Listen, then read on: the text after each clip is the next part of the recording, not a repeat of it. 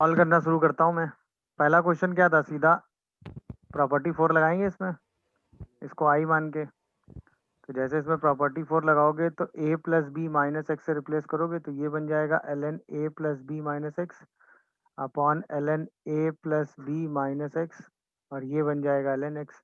जैसे ही दोनों को ऐड करोगे तो 2i की वैल्यू क्या आ जाएगी, 50 से लेके 100, 1 इंटू डी एक्स। इसी को सॉल्व कर दोगे तो ये 50 आ जाएगा। तो पहला आंसर कितना आ रहा है, 25। देखो भाई, गुड। सेकंड में भी सेम प्रॉपर्टी 4 लगाओगे तो a plus B minus x से रिप्लेस करोगे इसको i मान के। तो यहाँ से a प्लस बी कितना हो गया, पाई। तो जैसे आप इसको रिप्लेस करोगे तो पाई/3 से 2 पाई/3, ये dx आएगा, और ये आ जाएगा 1 प्लस 2 की पावर 10 पाई/, तो यानी -10x। अब दोनों को ऐड करेंगे तो 2i अब कितना आ जाएगा, पाई/3 से 2 पाई/3, 1 इंटू डी एक्स। दोनों का डिफरेंस ले लेंगे तो 2 पाई/3 माइनस पाई/3, तो ये शायद पाई/3 आ जाएगा। यहाँ से आई की वैल्यू कितनी आ जाएगी, पाई/6। फर्स्ट और सेकंड तो एकदम सही है। फर्स्ट इज 25, सेकंड इज पाई/6। थर्ड वाला बताओ, third answer. Hmm third answer. Third में सबसे पहले क्या है कि भाई यहाँ पे एक्स स्क्वायर है और यहाँ एक्स है, तो सबसे पहले इसी एक्स स्क्वायर को ही आप क्या मान लो, टी मान लो। तो एक्स डी एक्स की जगह आप डी टी बाई टू लिख दोगे, लिमिट उसी हिसाब से चेंज कर लो। तो ये लिमिट आ गई ln 2, ये लिमिट आ गई ln 3, और एक हाफ बाहर आ गया। अब ये बन गया sine T upon sine T plus sine of ln 6 minus T D T. अब a plus B minus x से पूरा रिप्लेस कर दो, तो यही आई जो है प्रॉपर्टी 4 अब लगा दो a plus B minus X वाली। तो ये 1/2, ये बन जाएगा ln 2, ये बन जाएगा ln 3, ये बन जाएगा साइन a प्लस बी, तो ln 6 minus t upon sign of ln 6 minus T plus sign T. जैसे ही दोनों को ऐड करोगे, देखो समझ में आ रहा होगा, तो आई अब क्या आ रहा होगा, 1/2। 2i is equal to, add करते ही ये बचा ln 2, ये बचा ln 3, और ये 1। तो अब ये ln 2 माइनस ln 3 हो गया, तो 1/4 ln 3/2 आंसर आ गया। देखो, सर यहाँ से तो 1/2 ही आएगा, बाद में आई की वैल्यू आई। तो आई की वैल्यू यहाँ से कितनी आ गई, 1/4 ln 3/2। क्या ये समझ में आया, नहीं आया? देखो, कोई डाउट आ रहा हो तो बताओ। Yes sir. तो आंसर क्या आया, 1/4 ln 3/2। कोई कंफ्यूजन हो तो बोलो। क्लियर हुआ कि नहीं, बताओ भाई, बोलिए भाई, कोई डाउट आ रहा हो तो बताओ। समझ गए होगे? कोई कंफ्यूजन हो तो बोलो, समझ गए होगे। अच्छा, कई बार क्या होता है कि मतलब वैसे तो ये प्रॉपर्टी 4 का ही लॉजिक है, बट इसमें ये चीज ऑब्जर्वेशन में है कि आई माइनस आई के बराबर आ जाता है। जैसे सपोज ए से B F x D X लिखा हो कहीं पे आपको, ठीक है, तो ये तो पता है हमको कि ये ए से B F of A plus B minus X into D X होता है। अब अगर कहीं ऐसा हो कि जो F of A plus B minus F X हो वो माइनस एफ एक्स के बराबर हो, सही है ना? तो इसका मतलब हम कह सकते हैं कि जो आई की वैल्यू है वो माइनस आई के बराबर हो जाएगी। तो यहाँ से जो आई का रिजल्ट है वो क्या आ जाएगा, 0 आ जाएगा। इसका मतलब हमने एक रूल सीखा क्या, कि अगर ए से B F x D X है, ये 0 हो जाएगा कब, अगर F of A plus B minus X किसके बराबर आ जाए, माइनस एफ एक्स के। अगर ये ऑब्जर्वेशन आप ले पा रहे हैं तो ओके है, नहीं तो प्रॉपर्टी 4 लगा के तो हम ये चीज़ ऑब्जर्व कर ही लेंगे कि अगर आई माइनस आई के बराबर आ गया तो आई की वैल्यू हम 0 लिख देंगे। इसका भी यूज़ कई बार क्वेश्चंस में हो जाता है। जैसे देखिए, आई आपको दिया गया 0 से पाई/2, ठीक है, sine x minus cos x upon 1 plus sign x into cos x into D x. ये क्वेश्चन आपको सॉल्व करना है और यहाँ से आपको आई की वैल्यू बतानी है। अब जैसे आप इसमें प्रॉपर्टी 4 सोचते हैं तो यही आई क्या बन जाता है, 0 से पाई/2 cos x minus sine x upon 1 plus cos x into sine x into D x. तो क्या ये माइनस आई बन जाता है? तुरंत आप आई की वैल्यू क्या लिख देते हैं जी? क्या है, मेरी बात सबको समझ में आ रही है भाई? दिखा, ये cos x बन जाता है, ये यस सर। sin x, तो माइनस पूरे से कॉमन आ जाता है, तो पूरा सम तुरंत क्या आ जाता है, 0। और वैसे भी a plus B minus X किसके बराबर आ गया, माइनस एफ एक्स के। तुरंत हम आंसर इसका 0 लिख देंगे। क्लियर हुआ कि नहीं? चलिए बताइए, जैसे आपके सामने क्वेश्चन आया 0 से 1 ln 1/x minus 1 into D x, एक ये बताओ। एक बताओ, 0 से π/2 ln 4 + 3 sin x upon 4 + 3 cos x into dx। दोनों आंसर बोलो।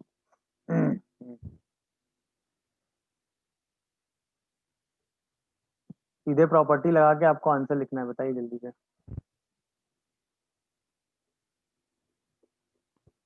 हाँ भाई, पहला आंसर 0 आ रहा है भाई। आई को आप क्या लिख सकते हो, 0 से 1 ln 1 - x/x। क्या मैं सही लिख रहा हूँ, बस ये बताओ मुझे। अच्छा, अब इसमें जैसे ही प्रॉपर्टी 4 लगाओगे क्या होगा ये बोलो।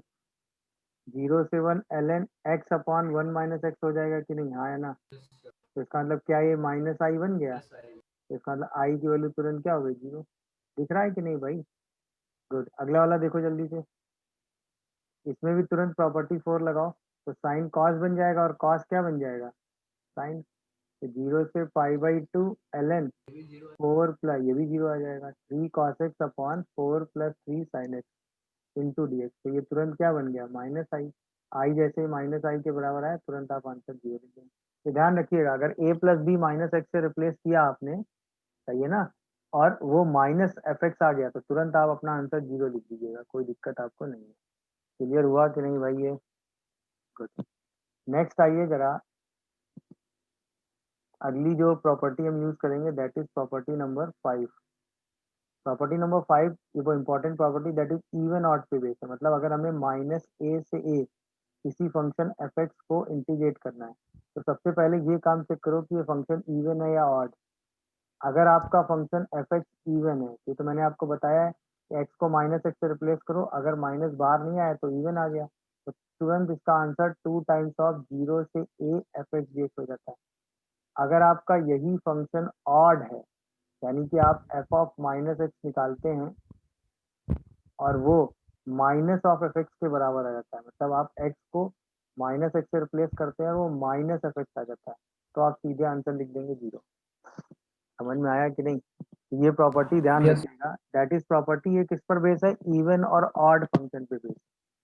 समझ में आया, जब भी हमें -a से a किसी फंक्शन को इंटीग्रेट करना होता है, तो हम सबसे पहले उसका नेचर चेक करते हैं कि वो इवन है ऑड। अगर उसमें कोई पोर्शन ऑड है, -a से हम उसका इंटीग्रेट कर रहे हैं, तो उसका इंटीग्रेशन करने में टाइम वेस्ट कतई नहीं करना है, सीधे उसका आंसर उठा के क्या लिख देना है, 0।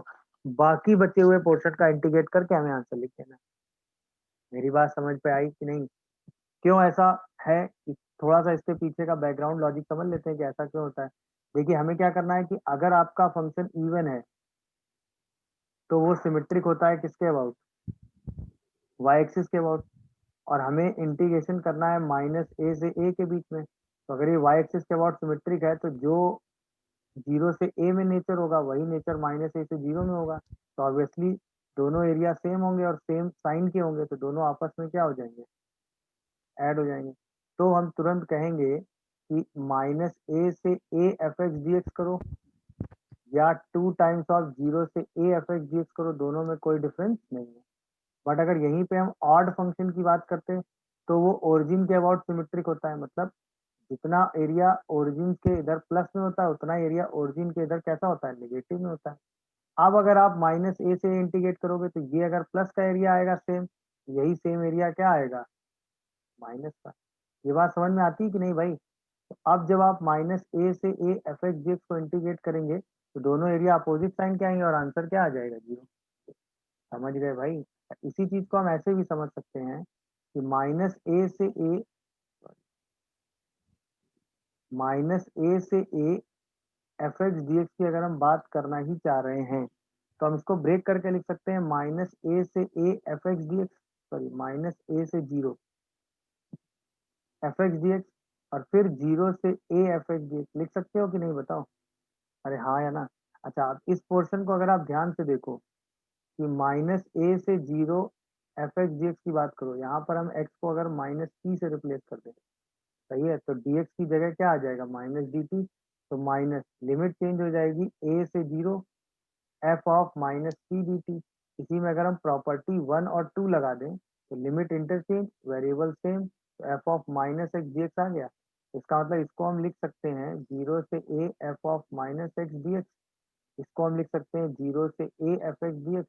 तो अल्टीमेटली हम माइनस a से a f x D x को 0 से a F of x plus F of minus X into D x लिख सकते हैं।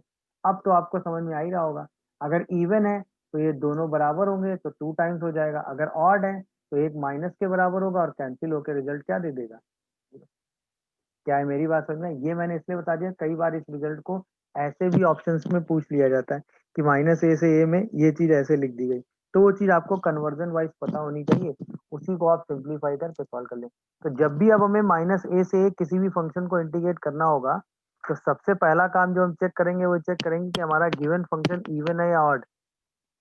अगर और इवन है तो 2 टाइम्स कर देंगे लिमिट हाफ करके, और अगर ऑड है, समझ रहे हो कि नहीं, तो सीधा इंटीग्रेशन 0 लिख देंगे। तो जितना पोर्शन ऑड है उसका आंसर 0 लिख देंगे। समझ में आ रहा है कि नहीं ये बताओ। अब जैसे क्वेश्चन वाइज हमसे कहा गया कि -2 से 2 एक्स की पावर 2000 लाइन -3 एक्स की पावर 2007 प्लस 4 एक्स की पावर 2003 -1 अपॉन 5 को इंटीग्रेट करना है। सपोज ये क्वेश्चन हमारे सामने आया, ठीक है ना। अब ध्यान से देखना, ये फंक्शन ऑड, ये फंक्शन ऑड, ये फंक्शन ऑड, हाँ या ना। तो आप चाहो तो इसका इंटीग्रेशन करो, चाहे इसका, -2 से 2 में सारे इंटीग्रेशन क्या होंगे, 0। नहीं समझे क्या? तो इतना पोर्शन किस में चला गया ये बताओ, इतना पोर्शन किस कैटेगरी में चला गया भाई? 0 में सर। हाँ, ये इतना पोर्शन किस में चला गया, ऑड में। तो सीधा सीधा क्या बचा यहाँ पे ये बोलो, -1/5। -2 -1/5 इंटू डी। अब ये तो यार इवन है, चाहो तो इसको डायरेक्ट इंटीग्रेट कर दो, चाहो तो सॉल्व कर दो। तो आंसर आपका क्या आ गया बताओ, क्या आंसर 4/5 आया बोलो। अरे हाँ या ना, नहीं समझे क्या? तो अगर आपने ये पहचान लिया कि ये फंक्शन ऑड है, तब तो कोई टेंशन की जरूरत नहीं। जितना पोर्शन ऑड है उसको इंटीग्रेट करने की भी जरूरत नहीं, वो तो ऑड है, ऑड होने की वजह से वो सिस्टम से सीधा क्या हो जाएगा, रिमूव हो जाएगा, और वो हटा के आप सीधा आंसर लिख देंगे। मेरी बात समझ में आ रही होगी आपको, नहीं आ रही क्या? ये इंपॉर्टेंट प्रॉपर्टी और कई जगह यूज हो जाती है। जैसे अब देखिए, -2 से 2, -2 से 2, ठीक है, -1 से 1 ln 2 minus x upon 2 plus x, और साथ में है sign square x into D x. ये है, इसका इंटीग्रेशन आपको बताना है। और फिर ये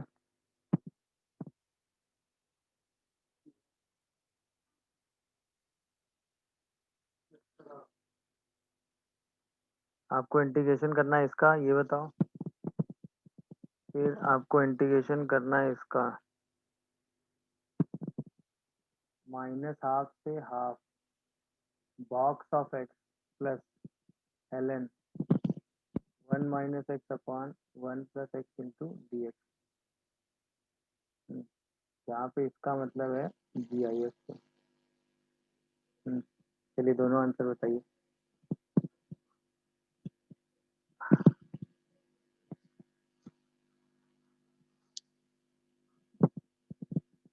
पहला आंसर, ये फंक्शन इवन हो गया, ये फंक्शन ऑड हो गया, इवन इंटू ऑड क्या हो गया। ये फंक्शन सबको समझ में आता है ऑड है, ये फंक्शन सबको समझ में आता है इवन है, तो दोनों का प्रोडक्ट करोगे तो क्या आ जाएगा, ऑड। इसका मतलब पूरा फंक्शन ऑड आया, ऑड आते ही सीधा आंसर क्या हो गया, 0। अच्छा।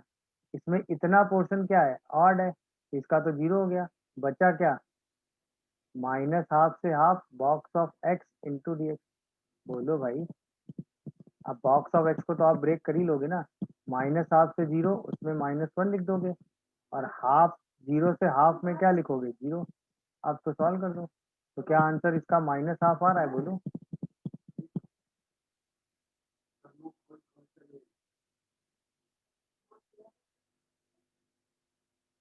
अरे बोलिए भाई, क्या ये बात सबको समझ में आई, आंसर -हाफ आ रहा है इसका। हम्म, अरे हाँ या ना जवाब दो। Yes sir.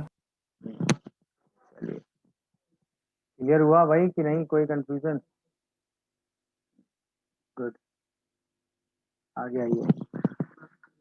जैसे अब हमें सॉल्व करना है -π/2 से π/2 sine of ln x plus root under x square plus 1 into D x, ये बताओ आई क्या आएगा। उसके बाद क्वेश्चन है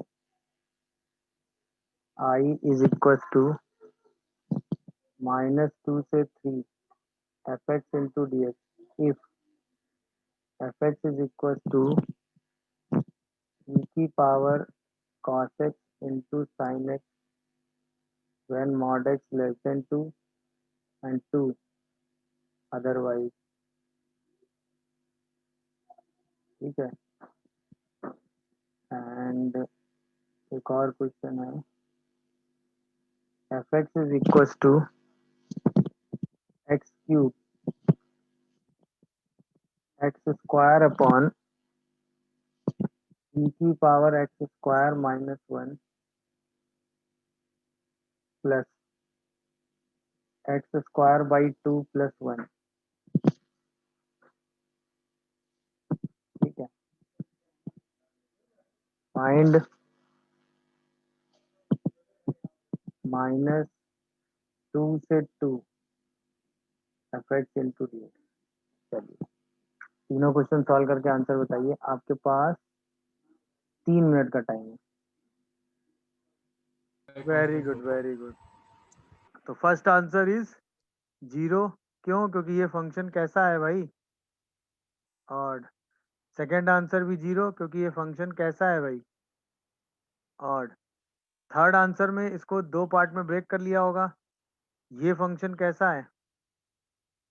ऑड। तो इसका और मतलब -2 से 2 में एफ एक्स का इंटीग्रेशन कितना हो जाएगा? 0। सिर्फ 2 से 3 में सॉल्व करेंगे तो 2 इंटू डी एक्स आ जाएगा, तो आंसर इसका 2 आ जाएगा क्योंकि ये फंक्शन कैसा है भाई? ऑड। चलो, बात सही। तो ये ऑड इवन वाली बात समझ में आ गई कि नहीं आ गई सबको? गुड। अब यस सर। इस टाइप के क्वेश्चन ऐसे आते हैं कि आपको आपको डायरेक्ट फंक्शन जो है वो डायरेक्ट ऑड नहीं दिया होगा, बट कुछ सब्स्टिट्यूशन करने के बाद वो ऑड बन जाएगा। जैसे -2 से 0, ठीक है, x cube plus 3x square plus 3x plus 3 plus x plus 1 into cos of x plus 1 into D x, ये जैसे क्वेश्चन आया। सही है। अभी क्या है कि भाई ना तो -a से a वाली कोई चीज है, ना तो हम इसको अभी ऐसे सिंप्लीफाई कर सकते हैं, बट अगर हम इसको ध्यान से देखें तो -2 से 0, ये लिखा हुआ है एक्स प्लस 1 का whole cube plus 2 plus x plus 1 into cos of x plus 1। तो क्या ये फंक्शन एक्स प्लस 1 के टर्म में है? हम इसी एक्स प्लस 1 को थोड़ी देर के लिए टी मान लेते हैं। तो जब लिमिट चेंज करेंगे तो -1 से 1 हो जाएगी, ये आ जाएगा T cube plus T into cos T plus 2 into D T. अब क्या ये इवन ऑड का रोल आया? बोलो। तो अब बताओ ये कैसा हुआ? ऑड। ये कैसा हुआ? ऑड। ये दोनों हट गए। अब सीधा हमारे पास क्या बचा? -1 से 1 2 इंटू डी एक्स। इसको तो यार हम आराम से सॉल्व कर ही देंगे ना। बोलो भाई। यस तो सर। क्या आंसर 4 आ जाएगा? बोलो। तो डायरेक्ट फंक्शन क्या था? वो इवन ऑड की कैटेगरी में नहीं था, बट हमने सब्स्टिट्यूशन लगा के उसको इवन ऑड की कैटेगरी में चेंज कर दिया और वहां से क्वेश्चन सिंप्लीफाई करके हमने आंसर लिख दिया। क्या है मेरी बात सबको समझ में आई? बताओ। तो कई बार ऐसा भी रोल आ जाता है कि कुछ सब्स्टिट्यूशन करके, क्योंकि सब में एक्स प्लस 1 था, हमने जैसे एक्स प्लस 1 को टी माना, ये -a से m ब्रेक हो गया। अब -a से a में कुछ भी मिल जाए उसको तो हम इवन ऑड में ब्रेक करके लिख ही देंगे। चलिए, जैसे अब ये क्वेश्चन आया है, अब ये क्वेश्चन एक बार पूछा गया है और अगर आप इसको सॉल्व करने बैठेंगे तब तो कोई मतलब ही नहीं है। जैसे x-1 x-2 x-3 x-4 x-5 into D X है। अब एक दिमाग हमारा क्या कहेगा कि x-1 x-2 x-3 x-4 x-5 सबको मल्टीप्लाई करें, 1 से 5 रिप्लेस करें, फिर इंटीग्रेट करें, फिर उसको सॉल्व करें, तो यार हम करते ही रह जाएंगे। हाँ या ना? समझ रहे हो? ऐसी सिचुएशन में हम क्या करेंगे भाई? 1 से 1 है, दो फंक्शन ये दो, ये तो x-3 को ही हम t मान लेते हैं। तो जैसे x माइनस थ्री को t मानोगे तो dx तो dt हो जाएगा, x की जगह t प्लस थ्री रख देंगे, हाँ या ना। और लिमिट चेंज करेंगे तो ये -2 से 2 की लिमिट आ जाएगी। मेरी बात समझे कि नहीं? तो इन्हीं दोनों के मिड मिड पे पहुंच गए। बोलो भाई।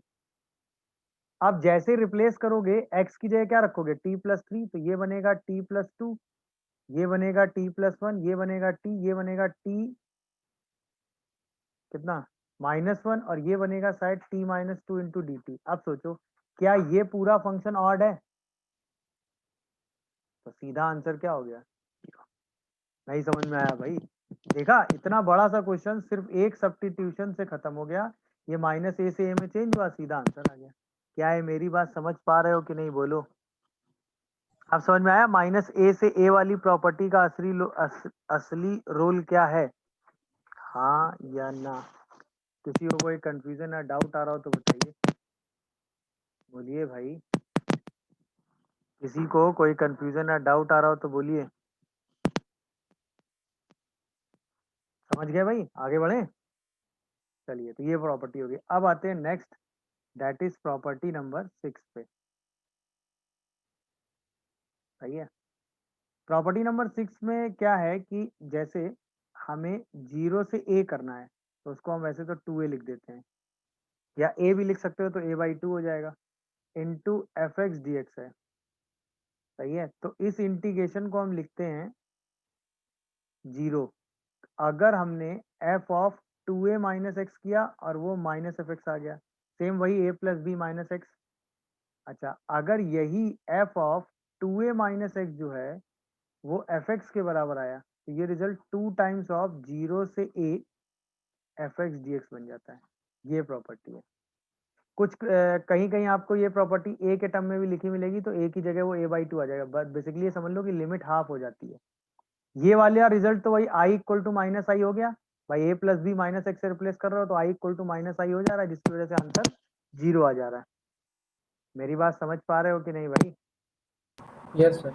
अब देख लो, पहले ऐसा होता क्यों है? ऐसा होता सिंपल उसी रीजन से है भाई। हम i को क्या लिख सकते हैं, 0 से 2a F x D x लिख सकते हैं। इसको अगर हम ब्रेक करें तो 0 से a f x D x plus a से 2a f of x D x break कर सकते हो कि नहीं a पर।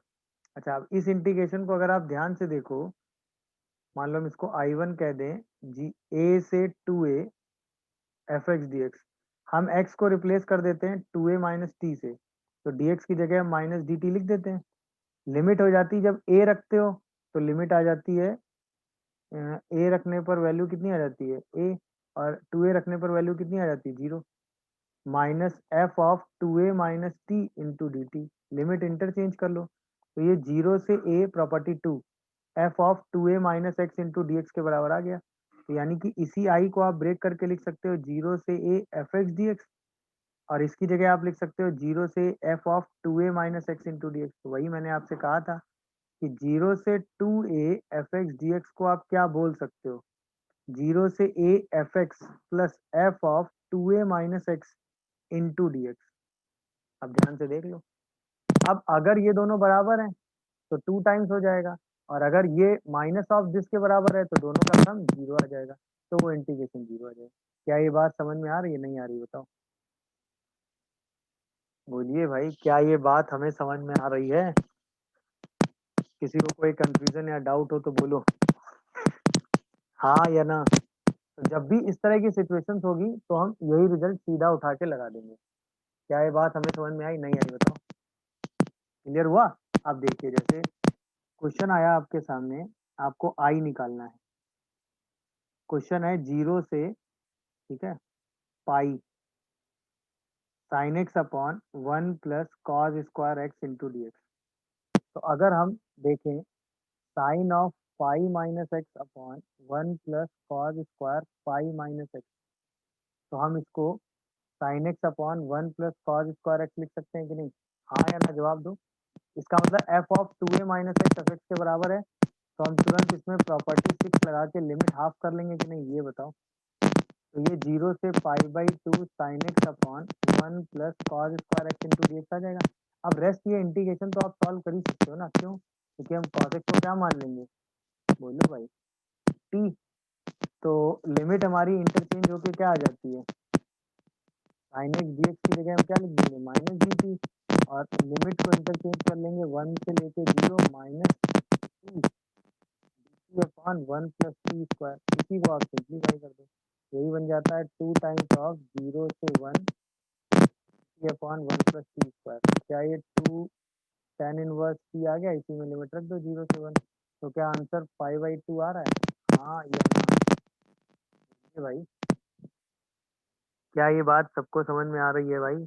कोई ऐसा जिसको कोई कंफ्यूजन आ रहा हो तो अपनी बात बोल सकता है अभी मुझसे। ये भाई क्लियर है नहीं? सर आपकी आवाज यस क्लियर सर। नहीं हो रही है। बिल्कुल नहीं आ रही क्या? आ रही है सर सर, एक साउंड कम कटर कटर हो रहा है सर। क्या कट रहा, अभी ठीक है? हाँ सर अभी ठीक है। तो अभी क्वेश्चन समझ में आया कि नहीं ये बताओ। तो क्वेश्चन समझ में आया सर। बस ठीक है। तो ये प्रॉपर्टी अगर F of 2a minus x F x के बराबर आ गया तो सीधा आप ये रिजल्ट लगा देंगे, और जहां पर वो माइनस के बराबर आ जाएगा वहां आप उठा के 0 लिख देंगे। समझ रहे हो कि नहीं भाई? चलिए जरा आप सॉल्व करिए।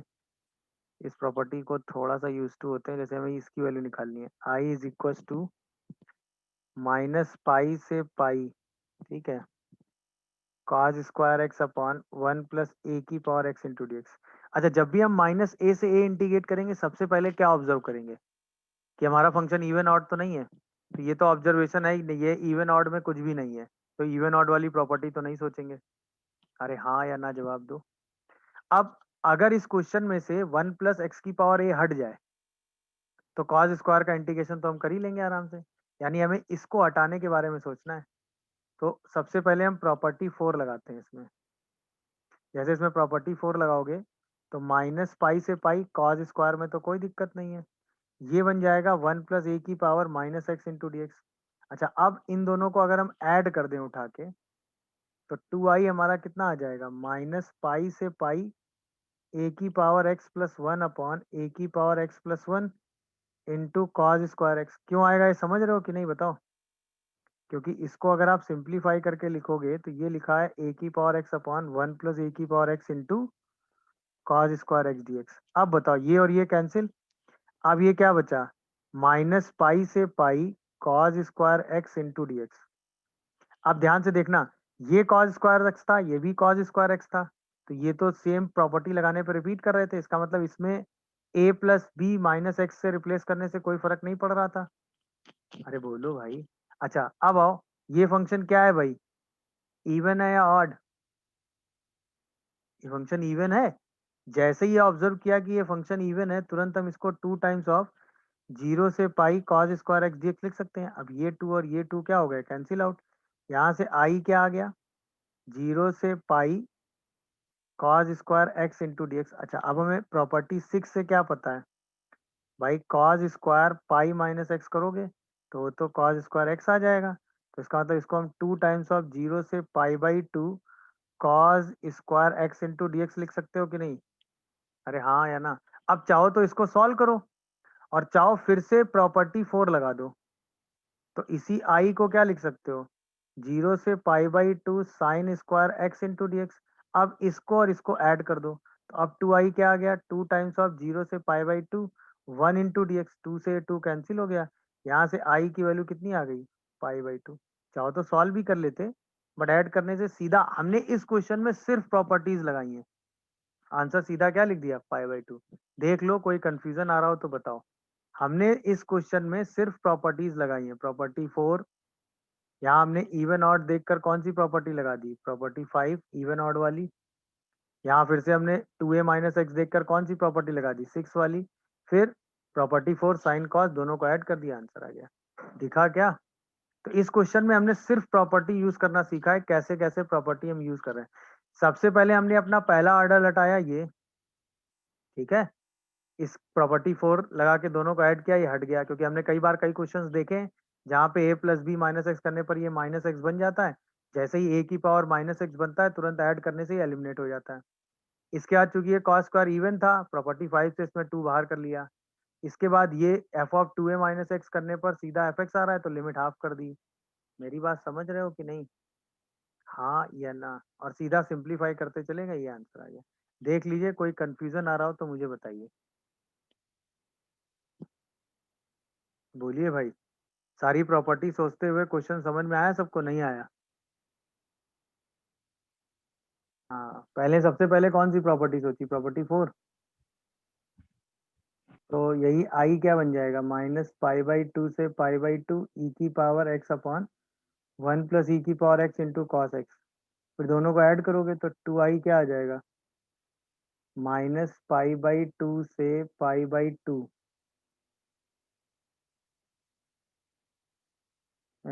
Cos x into D x. ये फंक्शन कैसा है? इवन है, तो ये 2 टाइम्स ऑफ 0 से π/2 cos x into D x आ जाएगा, और ये वैल्यू 2 होती है, तो आई की वैल्यू 1 आ रही ना? क्या आ रहा है आंसर? ये सर 1 आ रहा है। 1 आ रहा है ना आंसर? हाँ हाँ सर। गुड। यस समझ गए कि नहीं? ये फंक्शन यहाँ पे प्रॉपर्टी 4 लगाई, इसके बाद यहाँ से यहाँ जाने में क्या लगाया? प्रॉपर्टी 5। इसके बाद इसका इंटीग्रेशन तो सीधा पता ही होता है, मैं सीधा उठा के लिख दिया। समझ रहे हो कि नहीं भाई? अच्छा, ये जो यस इंटीग्रेशन सर। पता होते हैं उनका मैं लॉजिक समझा दूं।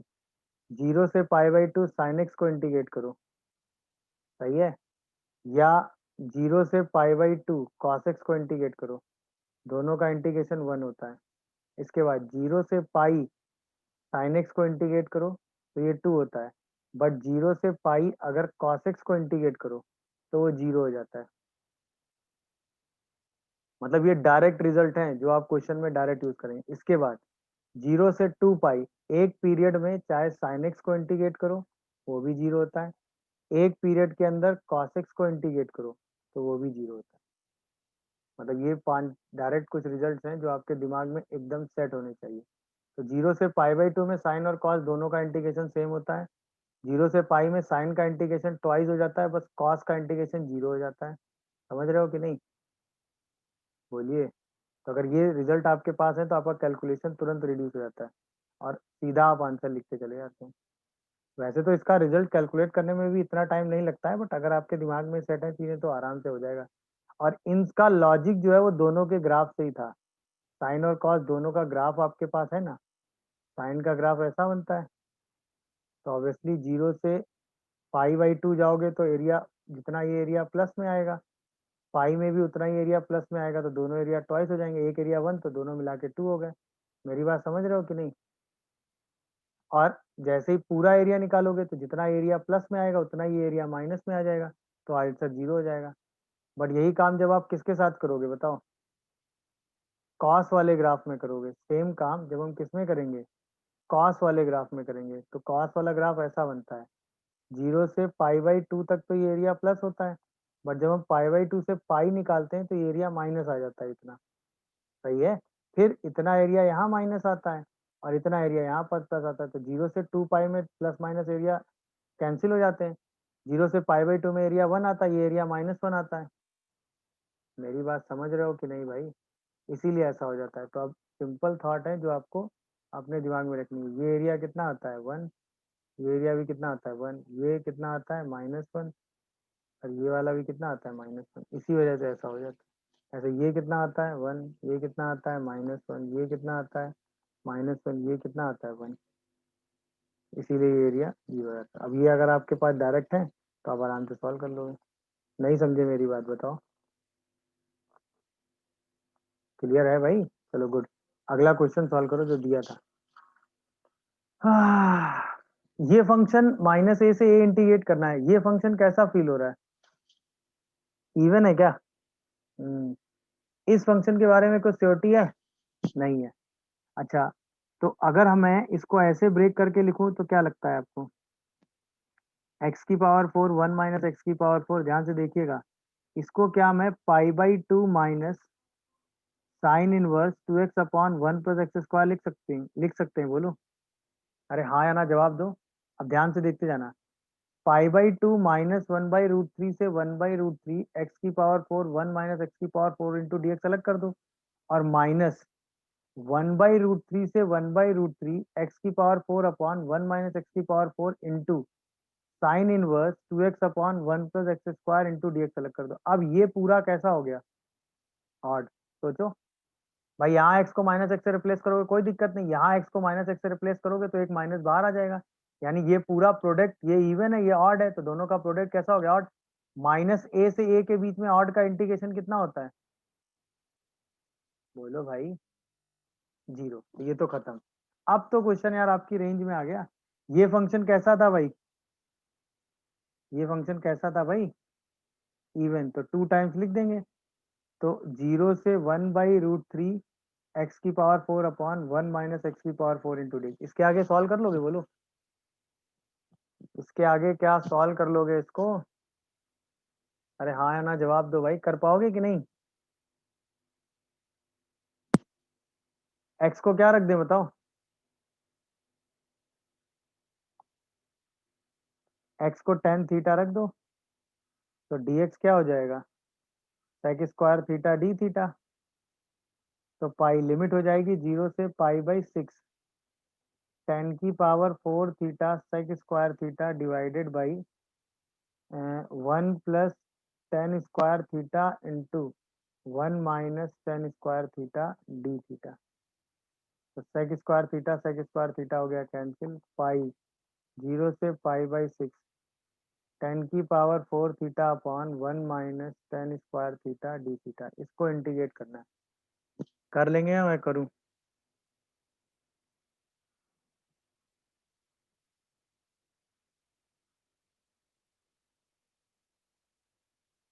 इसको इंटीग्रेट करोगे कि नहीं बोलो,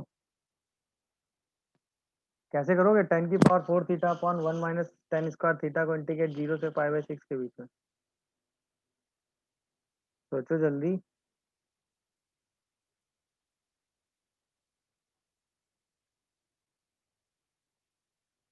हम्म, कोई ट्रिक लग रही दिमाग में, नहीं।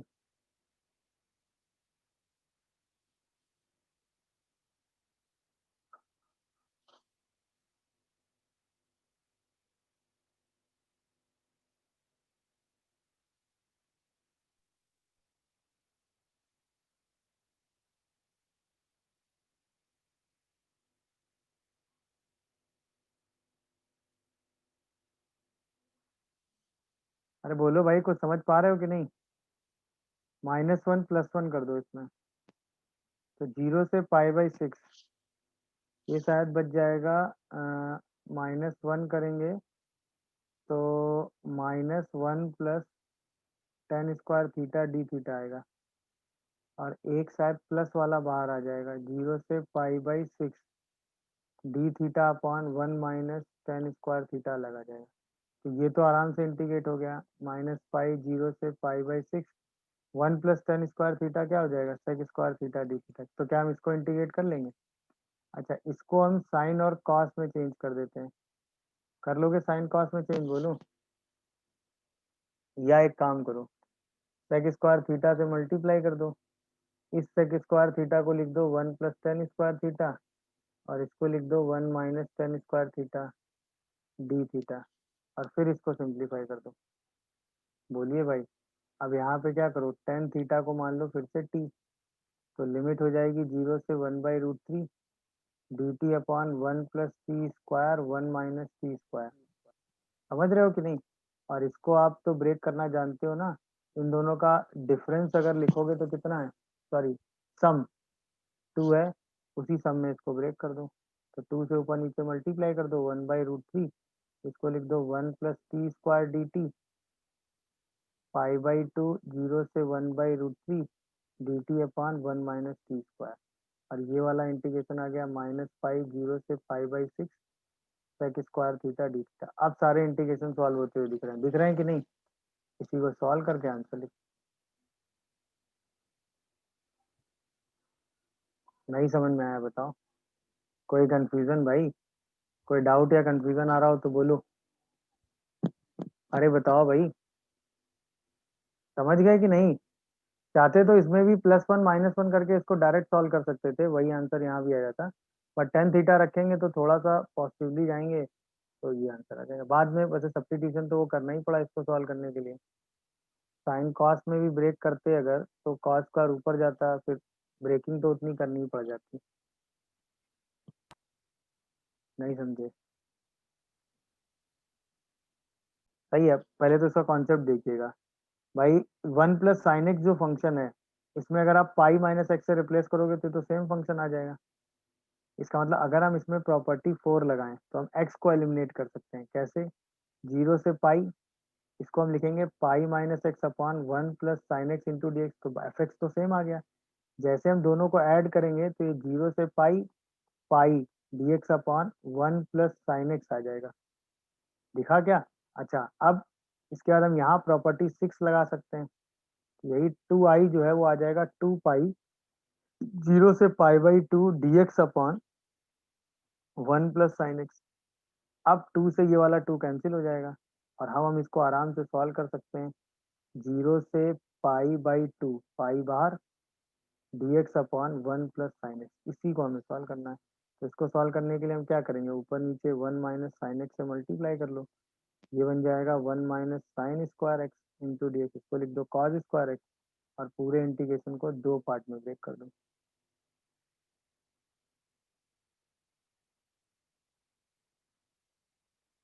पाई 0 से पाई बाई 2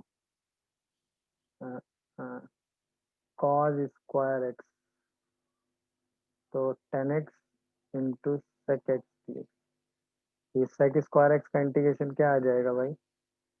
10x, लिमिट रख देंगे 0 से पाई बाई 2 और यहाँ से इंटीग्रेशन क्या आ जाएगा भाई? बोलिए। sec x क्या?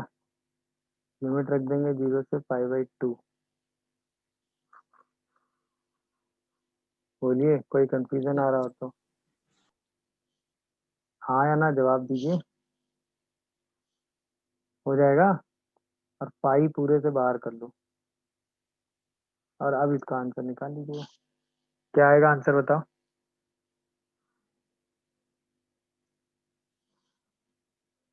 अब एक इम्पॉर्टेंट बात, क्या हम इसमें पाई बाई टू रख के लिमिट निकाल सकते हैं? तो इसका मतलब अभी इसको सॉल्व करने के लिए हमें क्या करना पड़ेगा?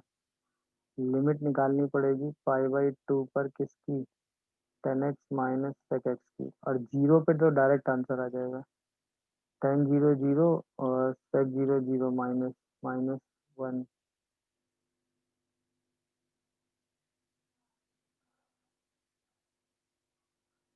तो वो तो +1 हो जाएगा। तो आंसर तो पाई आ रहा है। इसकी लिमिट निकाल लो अब यार। ये लिमिट तो हम हंसते खेलते जब चाहेंगे तब निकाल देंगे ना, क्योंकि इसको तो हम sin x minus 1 by cos x लिख सकते हैं। तुरंत हम ऑब्जर्व करेंगे तो ये 0/0 फॉर्म बनेगा, डिफरेंशिएट मार देंगे तो limit x tending to pi by 2, ये आ जाएगा cos x upon minus sin x, तो 0 लिमिट आ जाएगी, तो आंसर सीधा पाई आ जाएगा। नहीं समझे? आपको इन सब चीज़ों की ज़रूरत पड़ेगी नहीं, बट मतलब ये आपको दिख नहीं रहा है, बट आपने एक्चुअली लिमिट निकालने के लिए ये काम यहाँ किया है। तो ये सब छोटी-छोटी चीज़ें हैं जिनको आपको ध्यान रखना पड़ेगा। समझे कि नहीं भाई? तो ये x निकालने का कॉन्सेप्ट था कि x हटाने के लिए हमने क्या किया, अगर ये फंक्शन रिपीट कर रहा है तो हम इस x को हटा सकते हैं a माइनस एक्स करने पर। x हटाने के बाद हमने लिखा क्या? ये वाली जो लिमिट थी वो देखो यहाँ आ गई और ये वाली लिमिट आधी हो गई। दिखा? ये वाली लिमिट यहाँ उठ के आ गई और ये वाली लिमिट हाफ हो गई। यानी हम ऐसे कह सकते हैं शॉर्टकट में, अगर आपको यूज करना है, वैसे तो क्वेश्चन बाय प्रोसेस यूज करेंगे, कि अगर कहीं ऐसी सिचुएशन हो कि 0 से 2a x के साथ एफ एक्स डी एक्स हो, और आप ये ऑब्जर्व कर लें कि F of 2a minus x करने पर वो एफ एक्स फंक्शन रिपीट कर रहा है, तो आप इसको 2a 0 से a f x into D x लिख सकते हैं। कोई दिक्कत नहीं है। ये वाली 2a को आप बाहर कर लीजिए और इसको सीधा लिख दीजिए, बट याद रखिए F of 2a minus x जो है वो एफ एक्स बनना चाहिए। अगर बन रहा है तो आप ये लगा सकते हैं, वरना आप प्रॉपर्टी लगा के ही एक्स को पहले एलिमिनेट करिएगा, फिर आप आगे क्वेश्चन सॉल्व करिएगा। पहले प्रॉपर्टी लगा के एक्स को एलिमिनेट करेंगे, फिर आगे हम क्वेश्चन उसी बिहाफ पे सॉल्व करेंगे। क्या ये मेरी बात समझ में आ रही है? पहले प्रॉपर्टी लगा के एक्स को क्या करेंगे, एलिमिनेट करेंगे, और फिर हम आगे उसी हिसाब से अपने क्वेश्चन को सिंप्लीफाई करते हुए आगे जाएंगे। देख लीजिए, कोई कंफ्यूजन आ रहा हो तो बताइए। क्या ये बात समझ में आ रही है भाई? बोलिए। अब आइए, एक इसमें रिजल्ट और एज अ रिजल्ट ही यही क्वेश्चन भी रिजल्ट की तरह यूज हो जाता है, 0 से π/2 ln sin x dx हो। प्रॉपर्टी 4 लगाओगे तो 0 से π/2 ln cos x dx आ जाएगा सेम। ये चीज 0 से पाई ln sin x dx में भी होती है, या 0 से π/2 में ln sin 2x में भी ये सेम चीज होती है। हम्म, ये 0 से 1 ln x upon root under 1 minus x square में भी होती है। ये सारी वैल्यू -π/2 ln 2 के बराबर हो, और ये क्वेश्चंस में डायरेक्ट यूज होता है। ये क्वेश्चन में डायरेक्ट यूज होता है। जितना रिजल्ट मैंने लिखा है ना, ये सारा रिजल्ट आप क्वेश्चन में डायरेक्ट यूज करते हैं। अब देखो ये तो समझ में आ रहा होगा, एक्स को साइन थीटा रखोगे यही आ जाएगा, प्रॉपर्टी 4 लगाओगे तो ये आ जाएगा। समझ रहे हो कि नहीं भाई? तो ये सारे रिजल्ट सेम होते हैं। ये सारे रिजल्ट कैसे होते हैं? सेम। और ये आपके दिमाग में है तो आपका कैलकुलेशन कई बार आसानी से सिंप्लीफाई हो जाता है, तो उसमें आपको ज्यादा टाइम नहीं लगता है। कई बार आपका कैलकुलेशन रिड्यूस हो जाता है और आप उसको आराम से सॉल्व कर ले जाते हैं।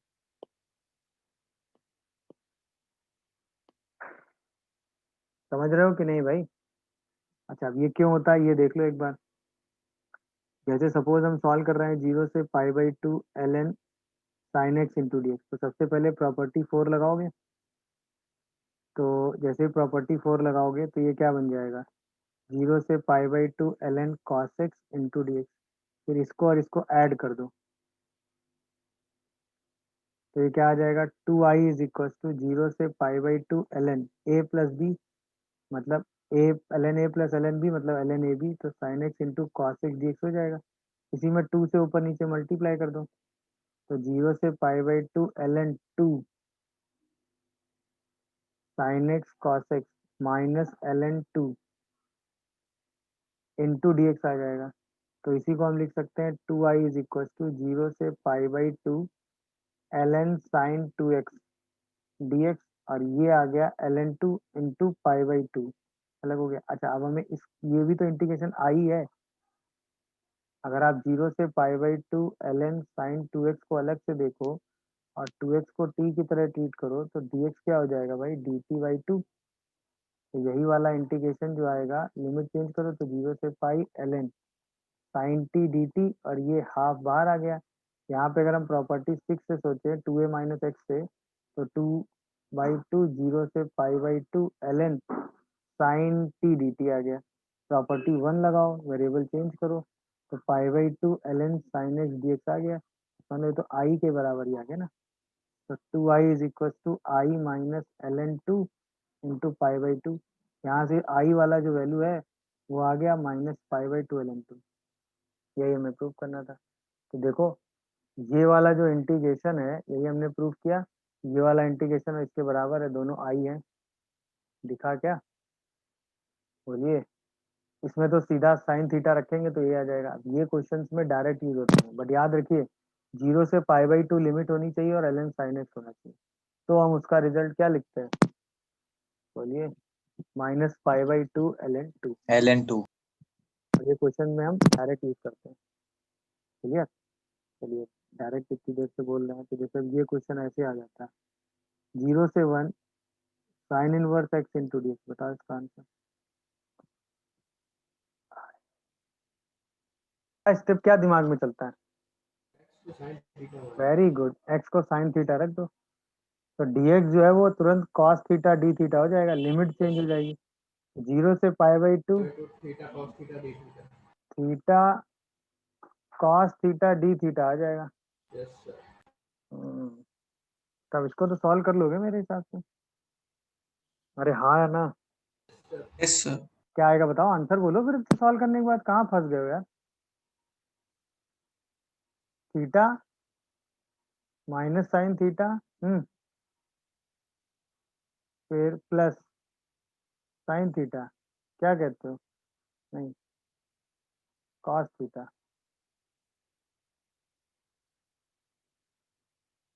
नहीं यार, साइन थीटा का integration cos theta minus plus, फिर ये शायद cos थीटा sin थीटा है, sin थीटा से cos थीटा है, ऐसा आ रहा है देखो। 0 से पाई बाई 2 लिमिट रख दो। Yes sir.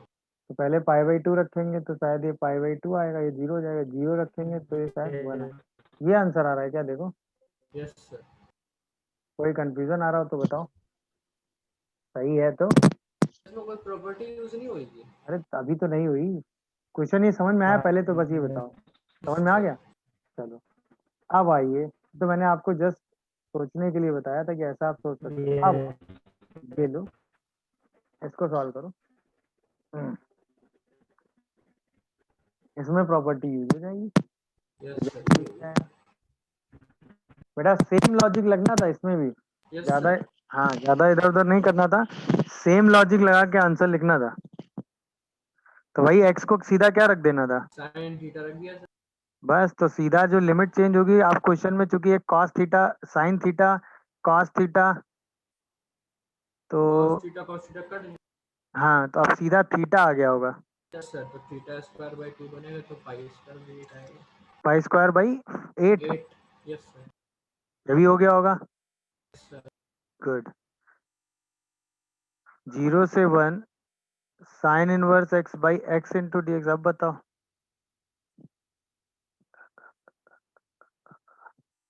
छोटे छोटे चेंज ही होते चले जा रहे हैं।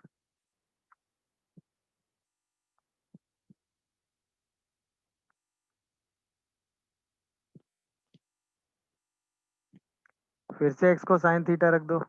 यस सर, तो theta cot theta d theta बनेगा। तो 0 से pi by 2 theta cot theta d theta बन गया।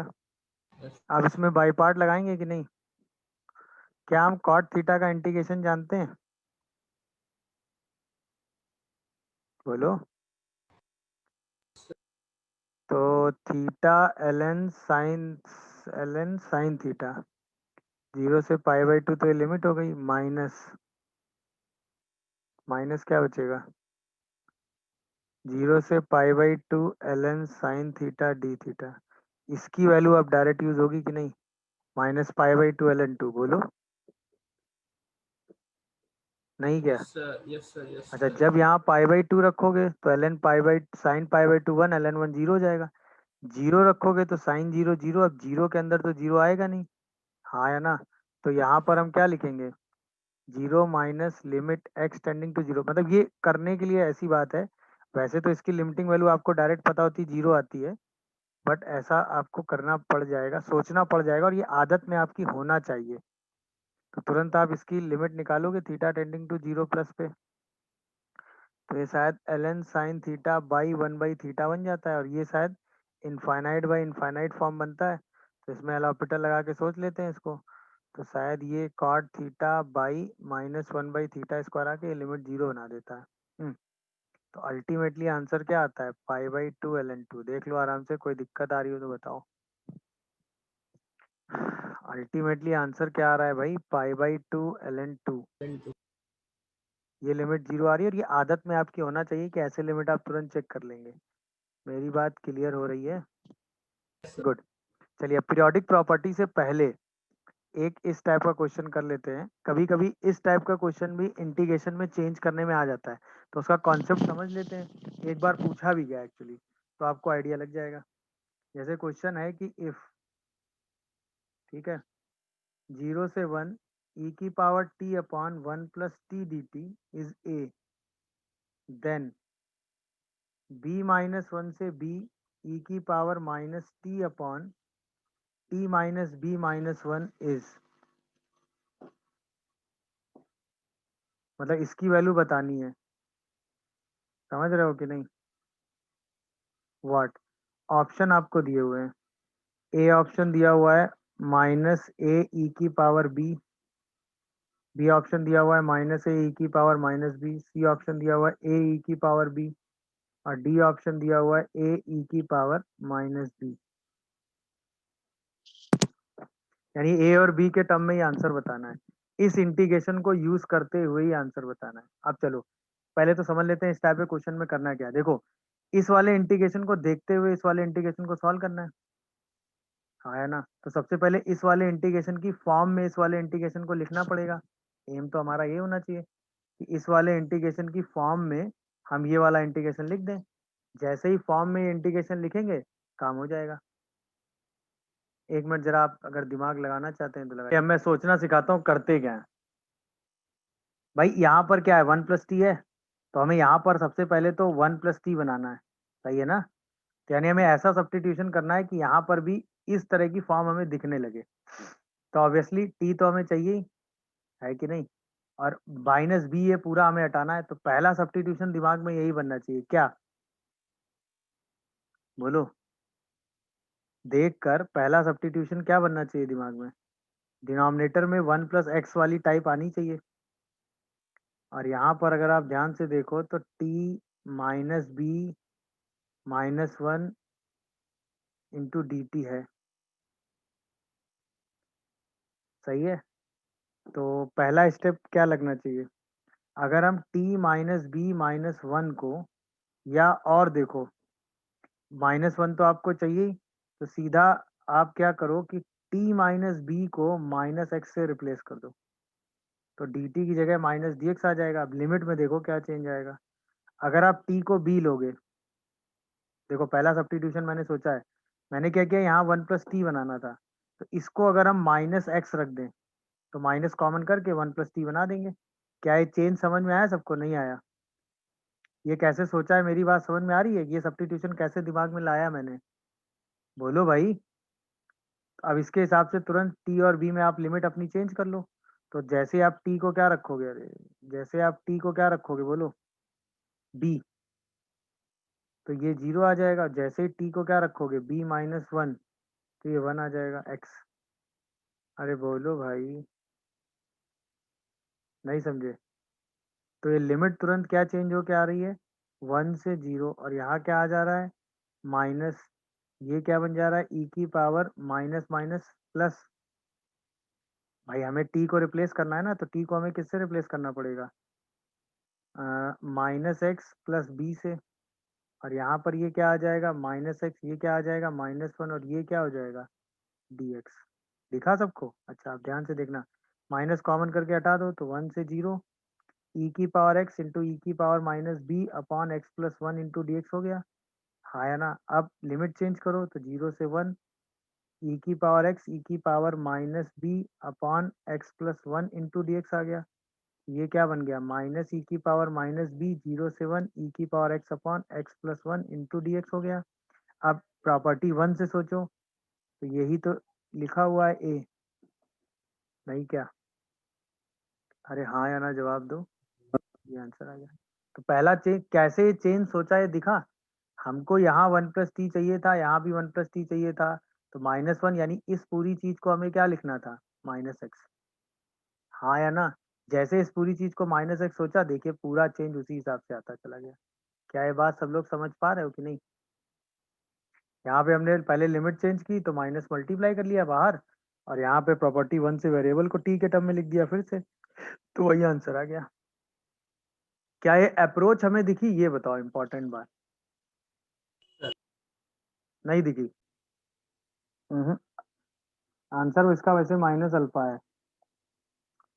देखिए सबसे पहले क्या था, 4π - 2 से 4π sin t/2 upon 4π + 2 - t dt। सबसे पहले तो मैंने t को 2x रख दिया, t को क्या रख दिया 2x, तो dt की जगह 2dx रख दिया, सही है। लिमिट हो गई हाफ, ये आ गई 2π - 1, ये आ गई 2π, यहाँ आ गया sin x, यहाँ पे आ गया 4π + 2 - 2x इंटू dx, और एक 2 बाहर आ गया, 2 कॉमन करके हमने कर दिया कैंसिल, तो ये आ गया 2π - 1 से 2π, ये तो बचा रह गया sin x, sin x upon 2 pi ये आ plus गया 1 minus 2π x - x plus 1 + 1 2 into pi dx आ minus गया। x को t बोल दें हाँ इसके बाद 2π - x को ही हम क्या बोल दें, t फिर से कुछ w बोल देते हैं, नया वेरिएबल। अच्छा t बोल देंगे सीधे t पे आ जाएगा हाँ तो -dx से -dw बोल दो। अब लिमिट जरा इंटरचेंज करो, तो जब यहाँ 2π रखेंगे तो 0 आएगा, और जब यहाँ 2π - 1 रखेंगे तो 1 आएगा, एक माइनस बाहर आ जाएगा। अच्छा ये बन जाएगा साइन ऑफ x की जगह क्या रखोगे, 2 पाई माइनस डब्ल्यू और ये W plus 1 into d W आ जाएगा। अब लिमिट इंटरचेंज करोगे, यहाँ पे आएगा minus sine W upon W plus 1 into d W, तो माइनस अल्फा ही तो आ रहा है भाई। अच्छा, साइन 2 पाई माइनस थीटा कितना होता है? Sine theta. Sine 2 pi minus theta कितना होता है भाई? Minus sine theta. Minus sine theta. फिर आंसर माइनस अल्फा आएगा। अब ऐसे ही इतना क्लोज क्वेश्चन आएगा, सब कुछ पता होने के बाद अल्फा आंसर लगा के आओगे, तो मतलब क्या है भाई फिर पढ़ने पढ़ाने का? समझ में आया भाई? चलिए, जी सर। तो हम आते हैं नेक्स्ट प्रॉपर्टी पे। नेक्स्ट प्रॉपर्टी होती है पीरियोडिक वाली प्रॉपर्टी, है ना। तो पीरियोडिक प्रॉपर्टी में क्या है, दैट इज प्रॉपर्टी 7। अगर हम ये कह दें कि if F x is periodic function, ठीक है, with period, with fundamental period,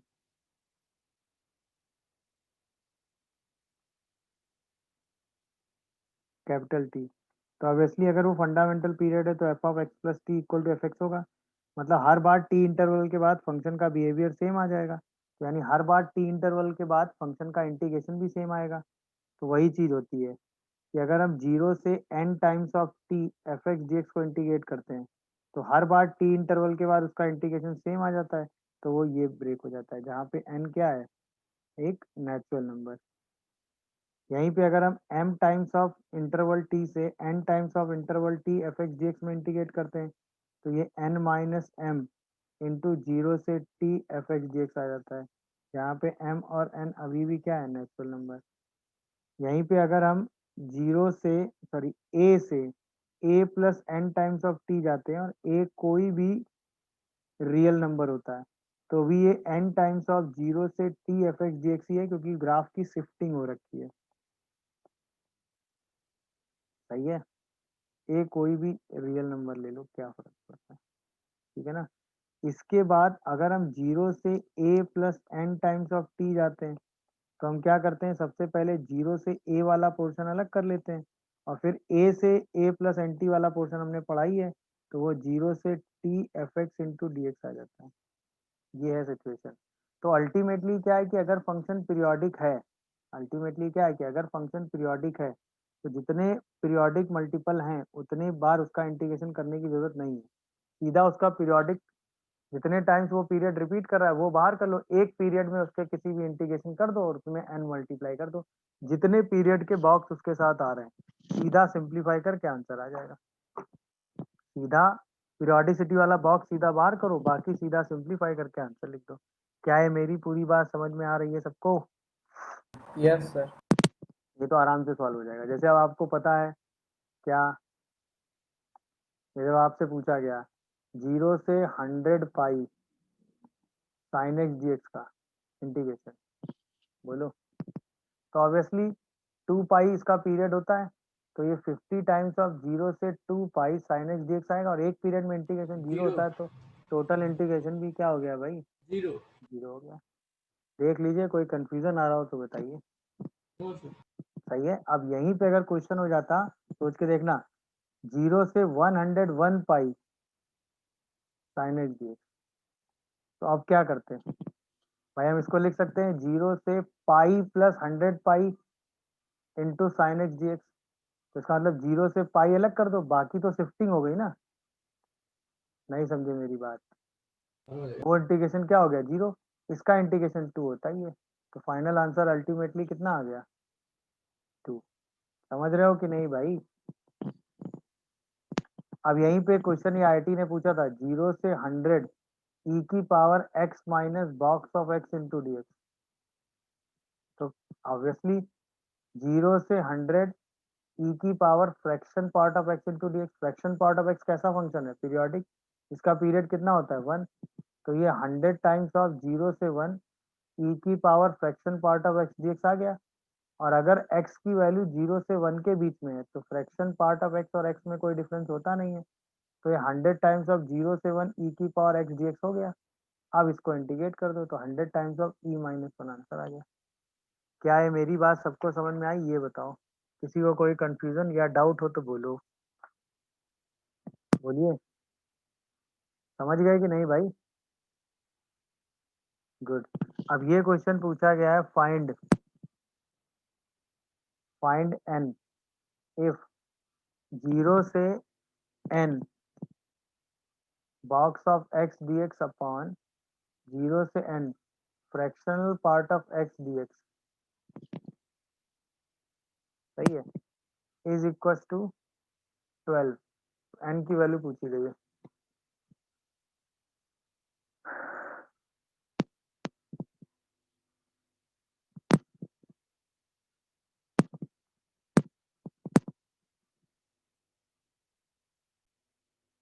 भाई ये तो पीरियोडिक है, हाँ है ना। अच्छा, इसको हम क्या लिख सकते हैं ब्रेक करके?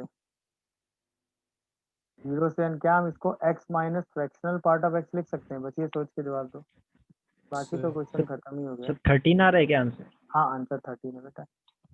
0, ये n-1 आता है ना, यस। तब यहाँ से क्या आएगा? x का इंटीग्रेशन करोगे तो x²/2 आ जाएगा, इसमें लिमिट 0 से n रख दोगे। अच्छा, 0 से 1 n times of fractional part of x into d आ जाएगा। ये भी n टाइम्स ऑफ 0 से 1 fractional part of x into d आ जाएगा। ये इंटीग्रेशन 1 होता ही है, अरे हाँ है ना। तो ये अल्टीमेटली इंटीग्रेशन कितना आएगा? n²/2 माइनस n, क्या n/2 बाई n/2 आएगा। तो ये इंटीग्रेशन n-1, n-1 12 दिया, n की वैल्यू 13 हो जाएगी। देख लीजिए, कोई कंफ्यूजन आ रहा हो तो बताइए। समझ गए कि नहीं? इसका मतलब ये रिजल्ट ध्यान रखिएगा, अगर हम 0 से n बॉक्स ऑफ x को इंटीग्रेट करते हैं, आज के बाद ये रूल है एकदम, तो ये रिजल्ट आता है n इंटू n-1/2।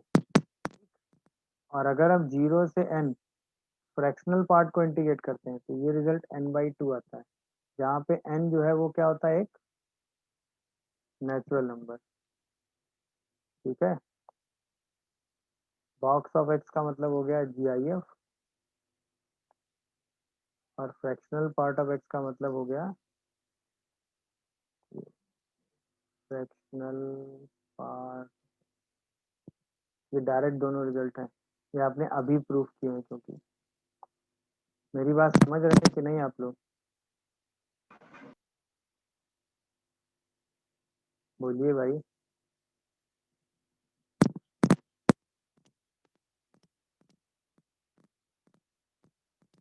समझ रहे हो कि नहीं भाई? जान की जरूरत पड़ेगी, हम डायरेक्ट कर लेंगे। चलो, पीरियोडिसिटी पे कुछ आध क्वेश्चन और कर लेते हैं। जैसे मान लीजिए हमें सॉल्व करना है, क्वेश्चन है साइन कॉस का, तो इंटीग्रेशन एक पीरियड के अंदर आप आराम से कर ही लेते हैं, उसमें आपको कोई दिक्कत है। जैसे अब मान लो ये सॉल्व करना है आपको, 0 से 1007 fractional part of 2x dx। ये फंक्शन जो है ना वो फ्रैक्शनल पार्ट है। हम्म, बताओ जरा, सीधा पीरियोडिक प्रॉपर्टी लगा के आंसर लिखना है, सोच समझ के।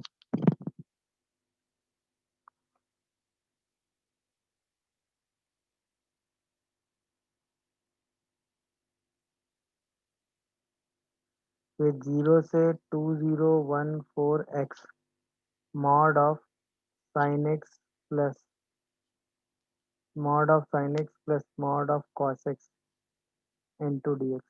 बताओ।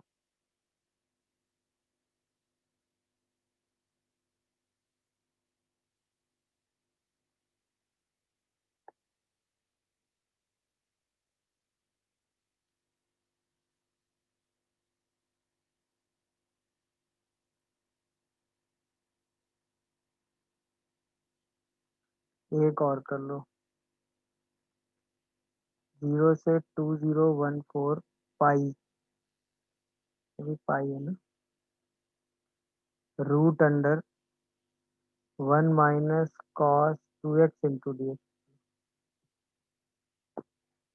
तीनों आंसर बोलो।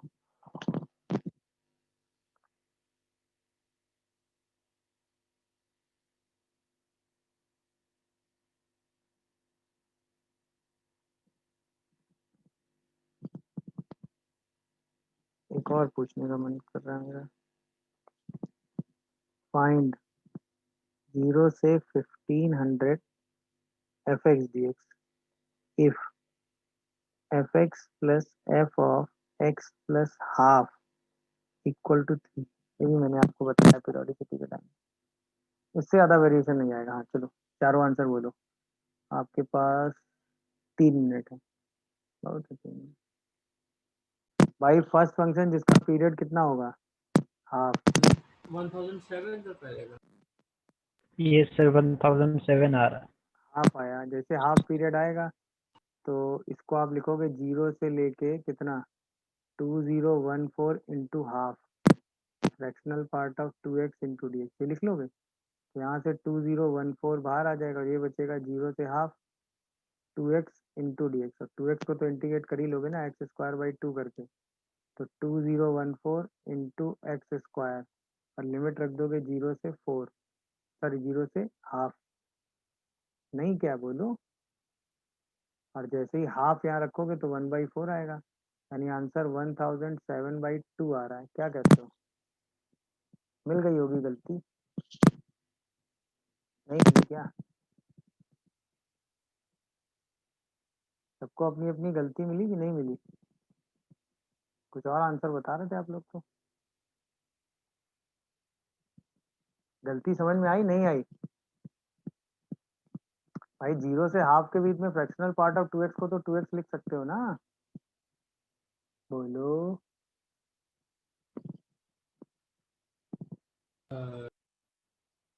तो आंसर क्या आ रहा है 1007/2, बोलो। पहला आंसर सही है? तुम लोग का 1007 आ रहा था क्या? Yes sir. यस कैसे कैसे? अगले में सबसे पहले इसको ओपन करेंगे तो ये 0 से 2014 पाई √2 इंटू मॉड साइन एक्स आएगा कि नहीं? अगर आप इसमें फ्लो में साइन एक्स लिख दिया तो आंसर 0 लिख देंगे, जबकि ये 2 साइन स्क्वायर एक्स पे मॉड साइन एक्स आएगा। मॉड साइन एक्स का पीरियड कितना होता है भाई, पाई, तब ये आएगा √2 इंटू 2014 0 से पाई साइन एक्स डी एक्स, और इसकी वैल्यू क्या होती है 2। तो आंसर कितना आएगा 4028 √2। चेक करो जरा क्या सही लिखा है मैंने। अरे हाँ या ना जवाब दो भाई, बोलो। Good. Mod sine x plus mod cos x का पीरियड कितना होता है, पाई by 2। Mod sine x plus mod cos x का पीरियड कितना होता है, पाई बाई 2। तो इसको जब पाई बाई 2 में ब्रेक करोगे तो बाहर क्या आ जाएगा, 0 से 4028 into pi by 2 yes sir. Mod sine mod x sine plus x plus mod cos mod x cos x. Into D x आ जाएगा। तो आप यस सर। 4028 बाहर करेंगे और ये बन जाएगा 0 से pi by 2, mod sine x को साइन एक्स और इसको कॉस एक्स लिख सकते हैं, और इंटू क्या कर देंगे डी एक्स। अब ये तो क्वेश्चन आराम से सॉल्व हो रहा है ना। Yes mod sir. Sine x mod cos x की जगह sine x plus cos x तो लिख ही दोगे, नहीं लिख पाओगे। और इसको सॉल्व तो आप आराम से कर लोगे मेरे हिसाब से। साइन एक्स का इंटीग्रेशन क्या लिखोगे, कॉस एक्स, कॉस एक्स का इंटीग्रेशन क्या लिखोगे, या दोनों को ब्रेक कर दो, दोनों 1 और 1 2 हो जाएंगे। 0 से पाई बाई 2 में साइन एक्स का इंटीग्रेशन भी 1 होता है, 0 से पाई बाई 2 में यस कॉस एक्स का इंटीग्रेशन भी क्या होता है 1। 1 और 1 ऐड होके क्या बना देंगे 2, 2 और मल्टीप्लाई हो जाएगा। तो क्या आंसर 8096/6? 805। देखो सीधा पीरियोडिसिटी है, एक बार पीरियड आपने देखा फिर सीधा एंटी वाली प्रॉपर्टी लगा। चलो अब ये मैंने आपको बताया है, f x f of x plus a f of x plus b अगर कांस्टेंट होता है तो इसका पीरियड कितना होता है, बनाया था सर पीरियड हाँ 2 टाइम्स ऑफ 0 -1/2। माइनस हाफ, तो 1 आ जाएगा पीरियड। एक बार यस सर। 1 पीरियड आया फिर तो आंसर में सीधा क्या लिखोगे, बोलो। 1 पीरियड आएगा तो ये आंसर में क्या लिखोगे इसको, 300 इंटू 0 से लेके 1 एफ एक्स डी एक्स। 0 से 1 F x F into D. X D x अब लगाओ दिमाग, हाँ इसकी पहले वैल्यू बताओ, निकालना। 0 से 1 एफ एक्स डी एक्स की वैल्यू बताओ।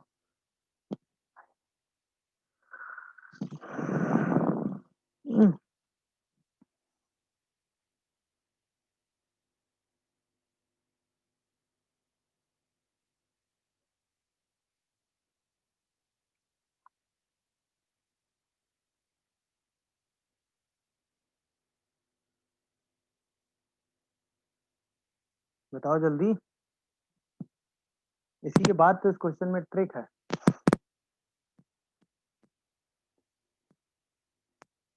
तो f of x plus 1/2 is equal to 3 लिखा है सर, उसमें इंटीग्रेशन मारेंगे सर। ना, देखो एक तरीका तो ये है कि एफ ऑफ एक्स प्लस तो हाफ, उसमें से रख के वैल्यू निकाल ले। एक्स को नहीं रख के 0 से 1 में कहाँ वैल्यू निकाल पाओगे। एक्स को हम रख दें, देखो अब ध्यान से सुनते जाना पहले। जी सर। एक्स को हम रिप्लेस कर देते हैं किससे, एक्स को छोड़ो, इससे तो रिप्लेस करोगे तो कोई मतलब नहीं, ये तो थी है ही। एफ एक्स और एफ ऑफ एक्स, यानी हमें एक्स प्लस हाफ चाहिए बेसिकली, ये कहना चाह रहा है। यहाँ भी हाफ चाहिए, तो एक काम करो, एक्स को रिप्लेस कर दो टी प्लस हाफ से, कर सकते हैं यहाँ, बोलो। तो 1500 0 से 1, ये क्या आ जाएगा, F of T plus half. क्या लिमिट जो चेंज होके आएगी, जब 0 रखोगे तो हाफ आ जाएगी, बोलो। और 1 रखोगे तो कितनी आ जाएगी, 0 रखोगे तो माइनस हाफ, 1 रखोगे तो हाफ, क्या कहते हो। और ये आ जाएगा। तो क्या हम इसको 1500 माइनस हाफ से half F of x plus half D T लिख दें, कोई प्रॉब्लम। अब बताओ, अगर ये फंक्शन पीरियोडिक है और इसका पीरियड 1 है, तो माइनस हाफ से half f x D x का जो इंटीग्रेशन होगा, वही इंटीग्रेशन 0 से 1 एफ एक्स डी एक्स का होगा कि नहीं, सोच समझ के जवाब देना, यस या नो। अरे बोलो भाई, ये गैप पीरियोडिसिटी का गैप है ना, ये कितना गैप है, 1, ये भी गैप कितना है, 1, तो हर बार 1 बॉक्स के इंटरवल में इसका इंटीग्रेशन तो सेम हो जाएगा ना। अरे बोलो, तो तुरंत हम इस फंक्शन को रिप्लेस करके क्या लिख देंगे, 0 से 1 एफ एक्स डी एक्स, इतना लिखने, 0 से 1 एफ एक्स डी एक्स। नहीं समझे मेरी बात जो मैं बोल गया, अरे बताओ यार, बोलो भाई, अरे नहीं लिख पाओगे क्या, लास्ट वाला पॉइंट तो समझ में नहीं आया कौन सा।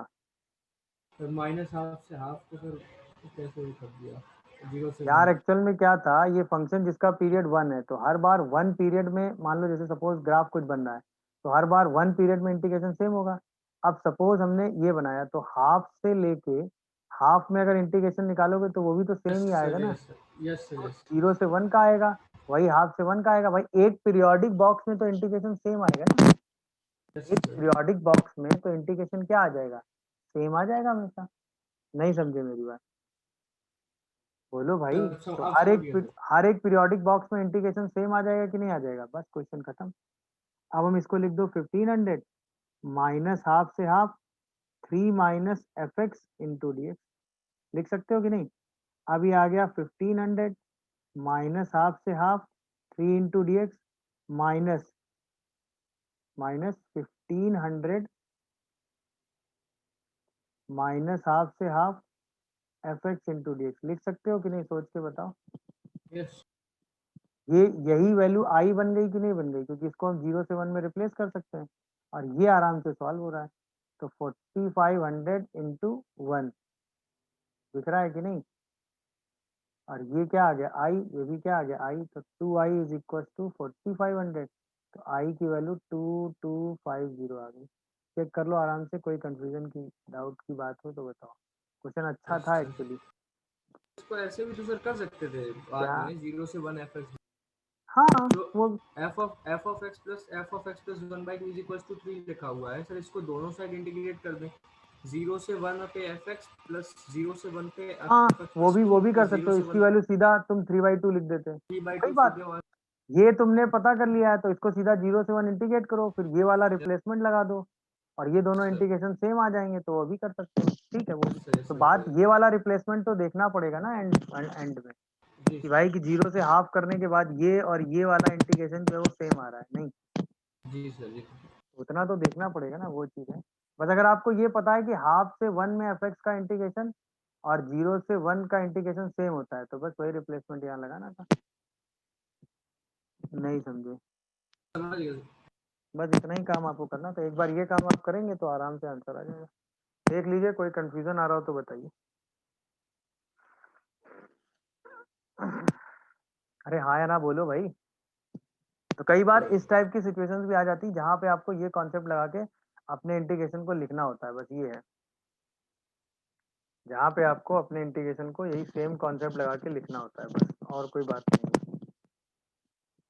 समझ गए कि नहीं ये बताओ, समझ गए होगे। चलिए अब हम बात करते हैं इसमें तीसरा और मतलब सेकंड लास्ट सेगमेंट है, that is integration as a sum of limit. Definite integration as sum of limit, जो मैंने आपको एक कॉन्सेप्ट बताया था ना, डेफिनिट इंटीग्रेशन में सम ऑफ लिमिट। बाई एन वाला सर। हाँ हाँ हाँ, वही जो लिमिट के टाइम पे ब्रेक होता है, सम ऑफ लिमिट, इसकी हम बात करने जा रहे हैं। सही है ना, और ये इंपॉर्टेंट है रिजल्ट। तो इसमें क्या है कि definite integration sum of area होता है, ये तो आपने पढ़ा ही है। तो उसके पीछे की थ्योरी पे नहीं जाते हैं, डायरेक्ट उस रिजल्ट को ऑब्जर्व करते हैं कि क्वेश्चन उसी रिजल्ट से बनता है। अगर हम ए से बी में y equal to f x को इंटीग्रेट करते हैं, तो बेसिकली ये जो इंटीग्रेशन निकल के आता है आई, वो इंटीग्रेशन ए से B F x D x के बराबर होता है। एक्चुअली ये एक इंटीग्रेशन होता है that is limit n tending to infinite 1/1 क्या b minus a by n f of summation r equal to 1 से n माइनस 1, ठीक है, f of A plus B minus a into r by n, ऐसा होता है ये। तो अब इसी में a को b को आप क्या रख देते हैं 1, a को आप रख देते हैं 0, b को क्या रख देते हैं 1, a को क्या रख देते हैं 0, तो वही f of r by n की जगह बन जाता है। इसी में हम क्या करते हैं, अगर हम b को 1 लिख दें और a को 0 रख दें, तो ये जो इंटीग्रेशन है 0 से 1 एफ एक्स डी एक्स बनेगा, और यही लिमिट बन जाती है n tending to infinite 1/n summation r equal to 1 से लेके n f of r by n. इसी कॉन्सेप्ट को हमने जनरलाइज किया था, समझ रहे हो कि नहीं भाई। इसी कॉन्सेप्ट को हमने जनरलाइज किया था। तो जनरल कॉन्सेप्ट क्या कहता है कि अगर कहीं सम ऑफ लिमिट में 1/n बाहर है और यहाँ r इक्वल टू किसी कांस्टेंट से bn तक f of r by n का फंक्शन है, तो इसकी लिमिटिंग वैल्यू 0 से b f x D x होती है। करते क्या है, देखो इस r बाई एन को किससे रिप्लेस कर देते हैं, x से। यहाँ पर n का कोफिशिएंट क्या बन जाता है, अपर लिमिट, अपर लिमिट। और अगर ये कांस्टेंट है तो ये क्या बन जाता है, लोअर लिमिट। समझ में आया? तो r बाई एन का फंक्शन है, उसकी जगह x लिख देंगे तो एफ एक्स बन जाएगा। n का जो भी कोफिशिएंट आ रहा होगा वो हमारी लोअर लिमिट बन जाएगी, और अगर ये कांस्टेंट से शुरू हो रहा है तो ये अपर लिमिट बन जाएगी। समझ गए? क्या ये बात दिखी? अच्छा, इसका जो जनरल वे होता है वो ये कहता है कि limit n tends to infinite 1/n r equal to function of n से r equal to function of n तक हो, और यहाँ पर f of r by n हो। तो जो लोअर लिमिट होती है वो होती है limit n tending to infinite function of n by n। जो अपर लिमिट होती है वो होती है limit n tending to infinite function of n by n, और यहाँ पर वही f of x into D x आता है। बट इतना कभी आएगा नहीं इन जनरल, आपके सामने जो क्वेश्चन आएगा उसमें लोअर लिमिट हमेशा कांस्टेंट रहेगी, तो कांस्टेंट बाई n करोगे n टेंडिंग टू इनफाइनाइट पे तो 0 आ जाएगा, है ना। और यहाँ पर n का जो कोफिशिएंट आएगा वही लिमिटिंग वैल्यू में आंसर आ जाएगा, क्योंकि n टेंडिंग टू इनफाइनाइट में जब आपने 5 टू n बाई n की लिमिट निकाली थी तो 5 टू n में सिर्फ n के कोफिशिएंट को ही देखा था, वही आपका आंसर हो जाता है। ये है इस क्वेश्चन को करने का वे। तो सम ऑफ लिमिट में करना क्या है, 1/n बाहर करना है पहला स्टेप, फंक्शन को r बाई एन की फॉर्म में लिखना है दूसरा step, lower limit upper limit देखनी है, r बाई एन की जगह x लिखना है, खत्म। सबसे पहले 1/n बाहर करना है पहला स्टेप, ठीक है। फंक्शन को r बाई एन की फॉर्म में लिखना है, r देखकर अपर और लोअर लिमिट लिखनी है। लोअर लिमिट अगर कांस्टेंट से है तो 0 लिख देनी है, अपर लिमिट में जो n का कोफिशिएंट है वो लिख देना है, r बाई एन की जगह x लिख के एफ एक्स फंक्शन लिख देना है। इस इंटीग्रेशन को ही सॉल्व कर देना है, यही इंटीग्रेशन आपका आंसर बना देगा। जैसे ही आप इस इंटीग्रेशन को सॉल्व करके लिखेंगे फाइनली आपका आंसर आ जाएगा। जैसे आप इस इंटीग्रेशन को सॉल्व करके लिखेंगे फाइनली आपका आंसर आ जाएगा। समझ में आया कि नहीं इंटीग्रेशन की फॉर्म? अब देखिए जैसे मैं क्वेश्चन वाइज चलूं, अगर जैसे मान लीजिए आपको निकालना है limit n tending to infinite 1 की पावर a 2 की पावर a से लेके n की पावर a अपॉन n की पावर a प्लस 1, ये क्वेश्चन आ गया। तो सबसे पहले वही r बाई एन की फॉर्म बनाएंगे। तो limit n tending to infinite 1 by n तो कॉमन कर लो, अंदर क्या बचा 1 बाई ए की पावर n 2 बाई एन की पावर a से लेके n बाई एन की पावर a। तो हम इसको क्या लिख सकते हैं, limit n tends to infinite 1 by n summation r equal to 1 से लेके n r बाई एन की पावर a। अब 1 बाई एन बाहर, r बाई एन का फंक्शन, तो लोअर लिमिट हो गई 0, अपर लिमिट हो गई 1, x की power a into D x, बस इसी को इंटीग्रेट कर दो।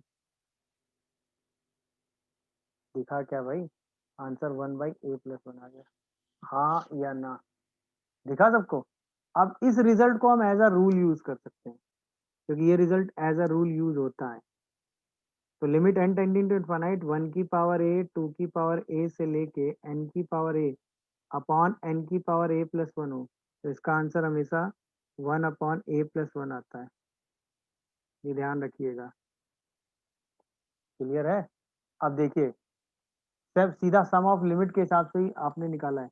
अब ये क्वेश्चन पूछा गया है एक बार कि limit n tending to infinite 1 की पावर 10 2 की पावर 10 से लेके n की पावर 10 1 की पावर 20 2 की पावर 20 से लेके n की पावर 20 होल डिवाइडेड बाई 1 की पावर 31 2 की पावर 31 से लेके n की पावर 31। बताइए answer.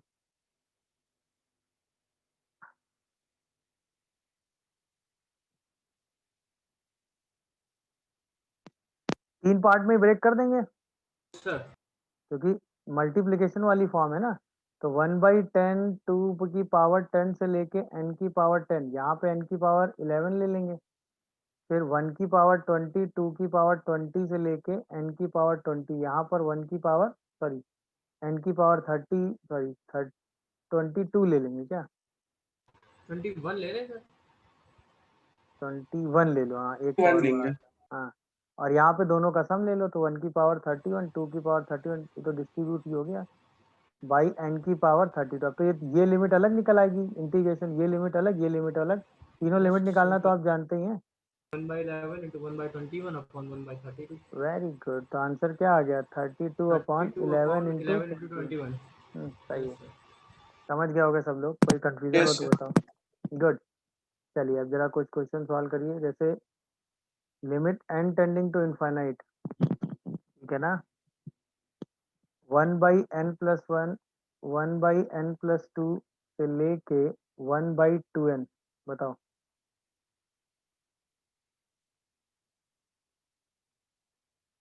Limit n tending to infinite, बस वो फॉर्म सर्च करनी है, एक बार वो फॉर्म आप बना लेंगे तो क्वेश्चन अपने आप हो जाएगा। तो वो फॉर्म सर्च करो कैसे बन रही है, बस एक बार वो फॉर्म आपको दिख गई, क्वेश्चन तो आपने कर ही लेना है, कोई दिक्कत नहीं है। 1 by n n by n square plus 1 square n by n square plus 2 square से लेके n by n square plus 2n minus 1 का होल स्क्वायर। दूसरा क्वेश्चन,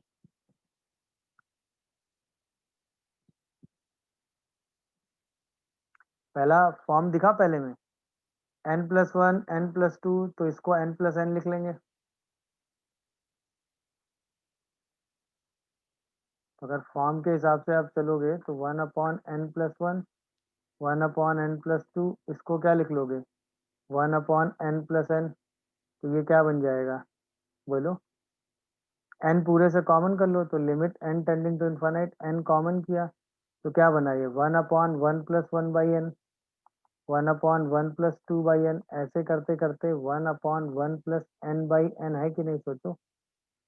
अब देखो limit n tending to infinite 1 by n sigma r equal to 1 से लेके n 1 upon 1 plus r by n, इसका मतलब 0 से 1 1/1 प्लस एक्स का इंटीग्रेशन आ गया। तो ये ln 1 प्लस एक्स का इंटीग्रेशन हो गया। लिमिट रख दो 0 से 1। क्या आंसर ln 2 आ रहा है? देखो क्या ये फॉर्म सबको समझ में आ रही है? ये इंपॉर्टेंट बात है। कैसे फॉर्म देखी मैंने, समझ में आया?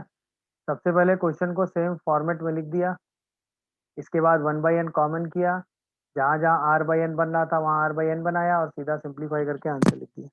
क्या ये बात सबको समझ में आई? किसी को कोई कंफ्यूजन या डाउट हो तो बोलो, बोलिए भाई। समझ गए? नेक्स्ट वाला बताओ।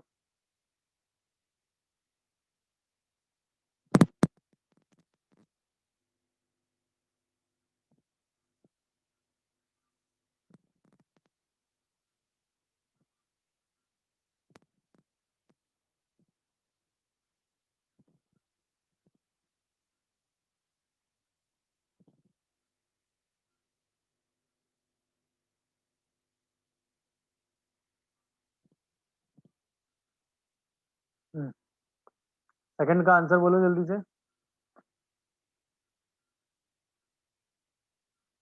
सेकंड का आंसर बताइए जल्दी से।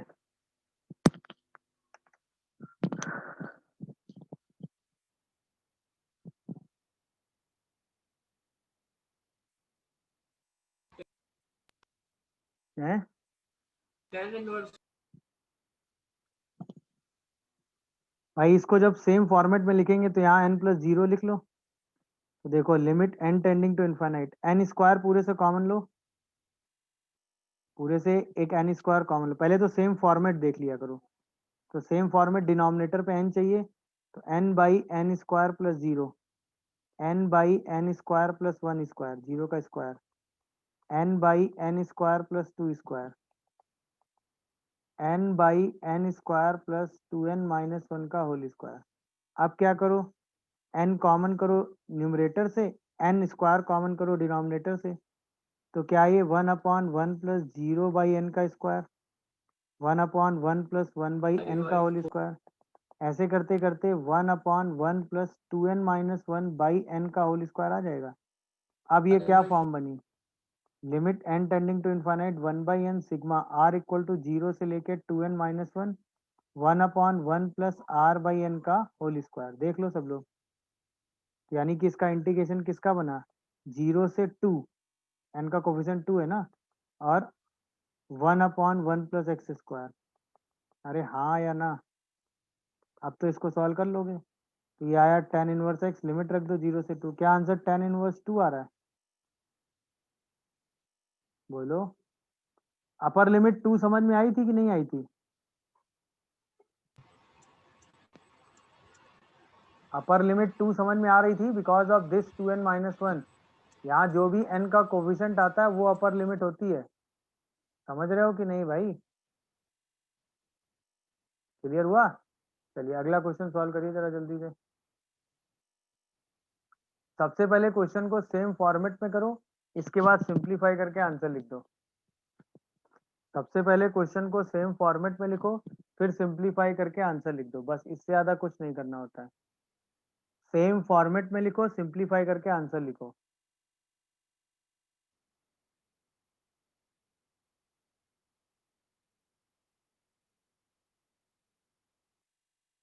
सेम फॉर्मेट समझ में आ रही है नहीं आ रही है? n plus 1 upon n square plus 1 square, n plus 2 upon n square plus 2 square. यहाँ पे तो पहले तो n चाहिए, यहाँ पे एक ऊपर, फिर यहाँ n स्क्वायर, फिर एक यहाँ 2n और यहाँ भी 2n स्क्वायर। क्यों? इस 2n को आप क्या लिखोगे, n प्लस n, इस 2n स्क्वायर को n square plus n square. तो बेसिकली यहाँ पर आप क्या करोगे, n plus n, n square plus n square. अब ये सेम फॉर्मेट में आ गया। अब न्यूमरेटर से क्या कॉमन करोगे बताओ, n, डिनोमिनेटर से n स्क्वायर, तो बाहर एक 1 बाई एन आ गया, 1 plus 1 by n, 1 plus 1 by n का whole square, 1 plus 2 by n, 1 plus 2 by n का होल स्क्वायर। ऐसे करते करते 1 plus n by n, 1 plus n by n का होल स्क्वायर। एग्जाम में ये सब फॉर्म्स आपको लिखने की जरूरत नहीं, फील आनी चाहिए कि ये इसी फॉर्मेट में है। अब तो सीधा दिख रहा है ना, 1 बाई एन, आर 1 से शुरू हो रहा है और एन तक जा रहा है, 1 plus r by n upon 1 plus r by n का होल स्क्वायर। अब अपर लिमिट कितनी आ गई 1, lower limit 0, 1 plus x upon 1 plus x square into D x आ गया। अब ये इंटीग्रेशन तो कर लोगे भाई, नहीं कर पाओगे क्या? एक से तो ये आ जाएगा tan इनवर्स एक्स, और एक में शायद 1/2 ln 1 प्लस एक्स स्क्वायर आता है। चेक करो जरा क्या इंटीग्रेशन सही लिखा है। तो ये शायद π/4 आ जाएगा, और 1/2 ln 2 आता है। चेक करो, देखो भाई क्या ये फॉर्म समझ में आई, कैसे बनाई और कैसे इंटीग्रेशन लिखा? सबको क्लियर हुआ कि नहीं? किसी को कोई कंफ्यूजन या डाउट है तो बात बताएगा, बोलिए भाई। तो सर हो गया। गुड। चलिए, अब कई बार क्या होता है कि सारे टर्म्स, अभी ये जो फॉर्मूला कॉन्सेप्ट हमने सीखा इस तो एडिशन में है कि भाई ये वाला पूरा टर्म सम ऑफ लिमिट में ब्रेक होना चाहिए, मतलब ये एडिशन में टर्म आना चाहिए, तब हम ये कॉन्सेप्ट लगा सकते हैं। तो कई बार क्या होता है टर्म्स एन के टर्म में ही चल रहे होते हैं और मल्टीप्लाई में होते हैं। जैसे ये क्वेश्चन पूछा गया है कि y is equal to limit n tends to infinite n factorial by n की पावर n, और इस पूरे की होल पावर 1/n, ये पूछा गया आपसे। तो ऑब्वियसली इस टाइप में अगर सारे टर्म्स प्रोडक्ट में हैं, तो अगर हम ध्यान से देखें तो इसको पहले सारे टर्म्स r/n के प्रोडक्ट में लिख लो। तो 1 इंटू 2 इंटू 3 से लेके n तो यही होगा, और n इंटू n कितने टाइम्स, n टाइम्स, और पूरे की पावर 1/n। तो क्या हम इस प्रोडक्ट को 1/n, 2/n, 3/n से लेके n/n का लिख सकते हैं? ये बताओ। अच्छा, इस पूरे की पावर में क्या है 1/n। अच्छा, अब हमने क्या किया, दोनों साइड लॉग ले लिया, तो ln y जैसे ही लेंगे तो limit n tending to infinite, product के सारे टर्म समीशन में आ जाते हैं कि नहीं लॉग लेते ही? बताओ। अरे हाँ या ना? अब तो क्वेश्चन हो गया। ये 0, ये 1, और ये ln x into D x, इसका इंटीग्रेशन तो आपने एक बार निकाला ही था, -1 आता है। अब यहाँ से आंसर आया ln y इक्वल टू -1, तो y की वैल्यू 1/e आ जाती है। क्या ये बात समझ में आती है, नहीं आती है? बोलिए, क्या ये बात सबको समझ में आती है? किसी को कोई कंफ्यूजन या डाउट है तो बोलो। ओके हो गया भाई? तो ये इंटीग्रेशन सेम फॉर्मेट में बनाओ, इसके बाद सेम उसको उसी फॉर्मेट में लिख के सॉल्व कर दो। चलिए, इसके बाद अब इनइक्वलिटी के दो सिंपल से रिजल्ट हैं। एक है कि if fx and gx are continuous function, ठीक है, when x lies between a to b, दोनों कंटिन्यूअस है, and fx greater than gx, तो हम क्या कहते हैं कि a से b में जो fx का इंटीग्रेशन होता है वो भी a से b में gx के इंटीग्रेशन से हमेशा बड़ा होगा। अगर वो फंक्शन कंटिन्यूअस है a से b के बीच में, तो a से b के बीच में fx gx से बड़ा है, तो ऑब्वियसली उसका इंटीग्रेशन भी ग्रेटर होगा। ये बात समझ में आती है कि नहीं? तो जो फंक्शन ग्रेटर है उनका इंटीग्रेशन भी सेम रीजन में ग्रेटर ही होगा। ये तो समझाने की जरूरत नहीं है, तो अंडरस्टूड सा स्टेटमेंट ही है भाई। अगर fx gx से बड़ा है a से b के बीच में, तो यही तो रीजन होगा। x इक्वल टू a से b के बीच में मान लो ये y इक्वल टू gx है, और ये y इक्वल टू fx है, तो fx gx से ग्रेटर है, तो बताने की जरूरत ही नहीं है। a से b के बीच में अगर fx का एरिया निकालो, और a से b के बीच में अगर gx का एरिया निकालो, दोनों में ग्रेटर एरिया किसका आ रहा है a से b के बीच में? बोलो भाई, fx का। तो ऑब्वियसली a से b के बीच में fx जो है वो a से b के बीच में gx से बड़ा होगा ही। मेरी बात समझ गए कि नहीं, ये बताओ, बोलिए। अच्छा, अब जैसे क्वेश्चन आया कि I1 इंटीग्रेशन दिया हुआ है 0 से 1 e की power x dx, I2 integration दिया हुआ है 0 से 1 e की power x square into D x, और I3 इंटीग्रेशन दिया हुआ है 0 से 1 e की power x cube into D x, ठीक है। तो then I1 is greater than I2 is greater than I3, या I1 is greater than I3 is greater than I2, या I1 is less than I2 is less than I3, या I2 is greater than I1 is greater than I3. Which of the following is correct? A A is the right answer. क्यों भाई? अगर e to x the की power value x 0 से 1 0 लें 1 पे तो x x square x cube, yes sir तो e की पावर x भी e की पावर x स्क्वायर से बड़ा होगा और ये e की पावर x क्यूब से बड़ा होगा। तो इसका मतलब 0 से 1 में e की पावर x का इंटीग्रेशन 0 से 1 में e की पावर x स्क्वायर के इंटीग्रेशन से बड़ा होगा और ये इंटीग्रेशन e की power x cube into D से बड़ा होगा। तो इसका मतलब I1 किससे ग्रेटर होगा? I2 से, और I2 किससे ग्रेटर होगा? I3। ये मेरी बात समझ में आ रही है कि नहीं बताओ? किसी को कोई कंफ्यूजन या डाउट हो तो बोलो, बोलिए भाई।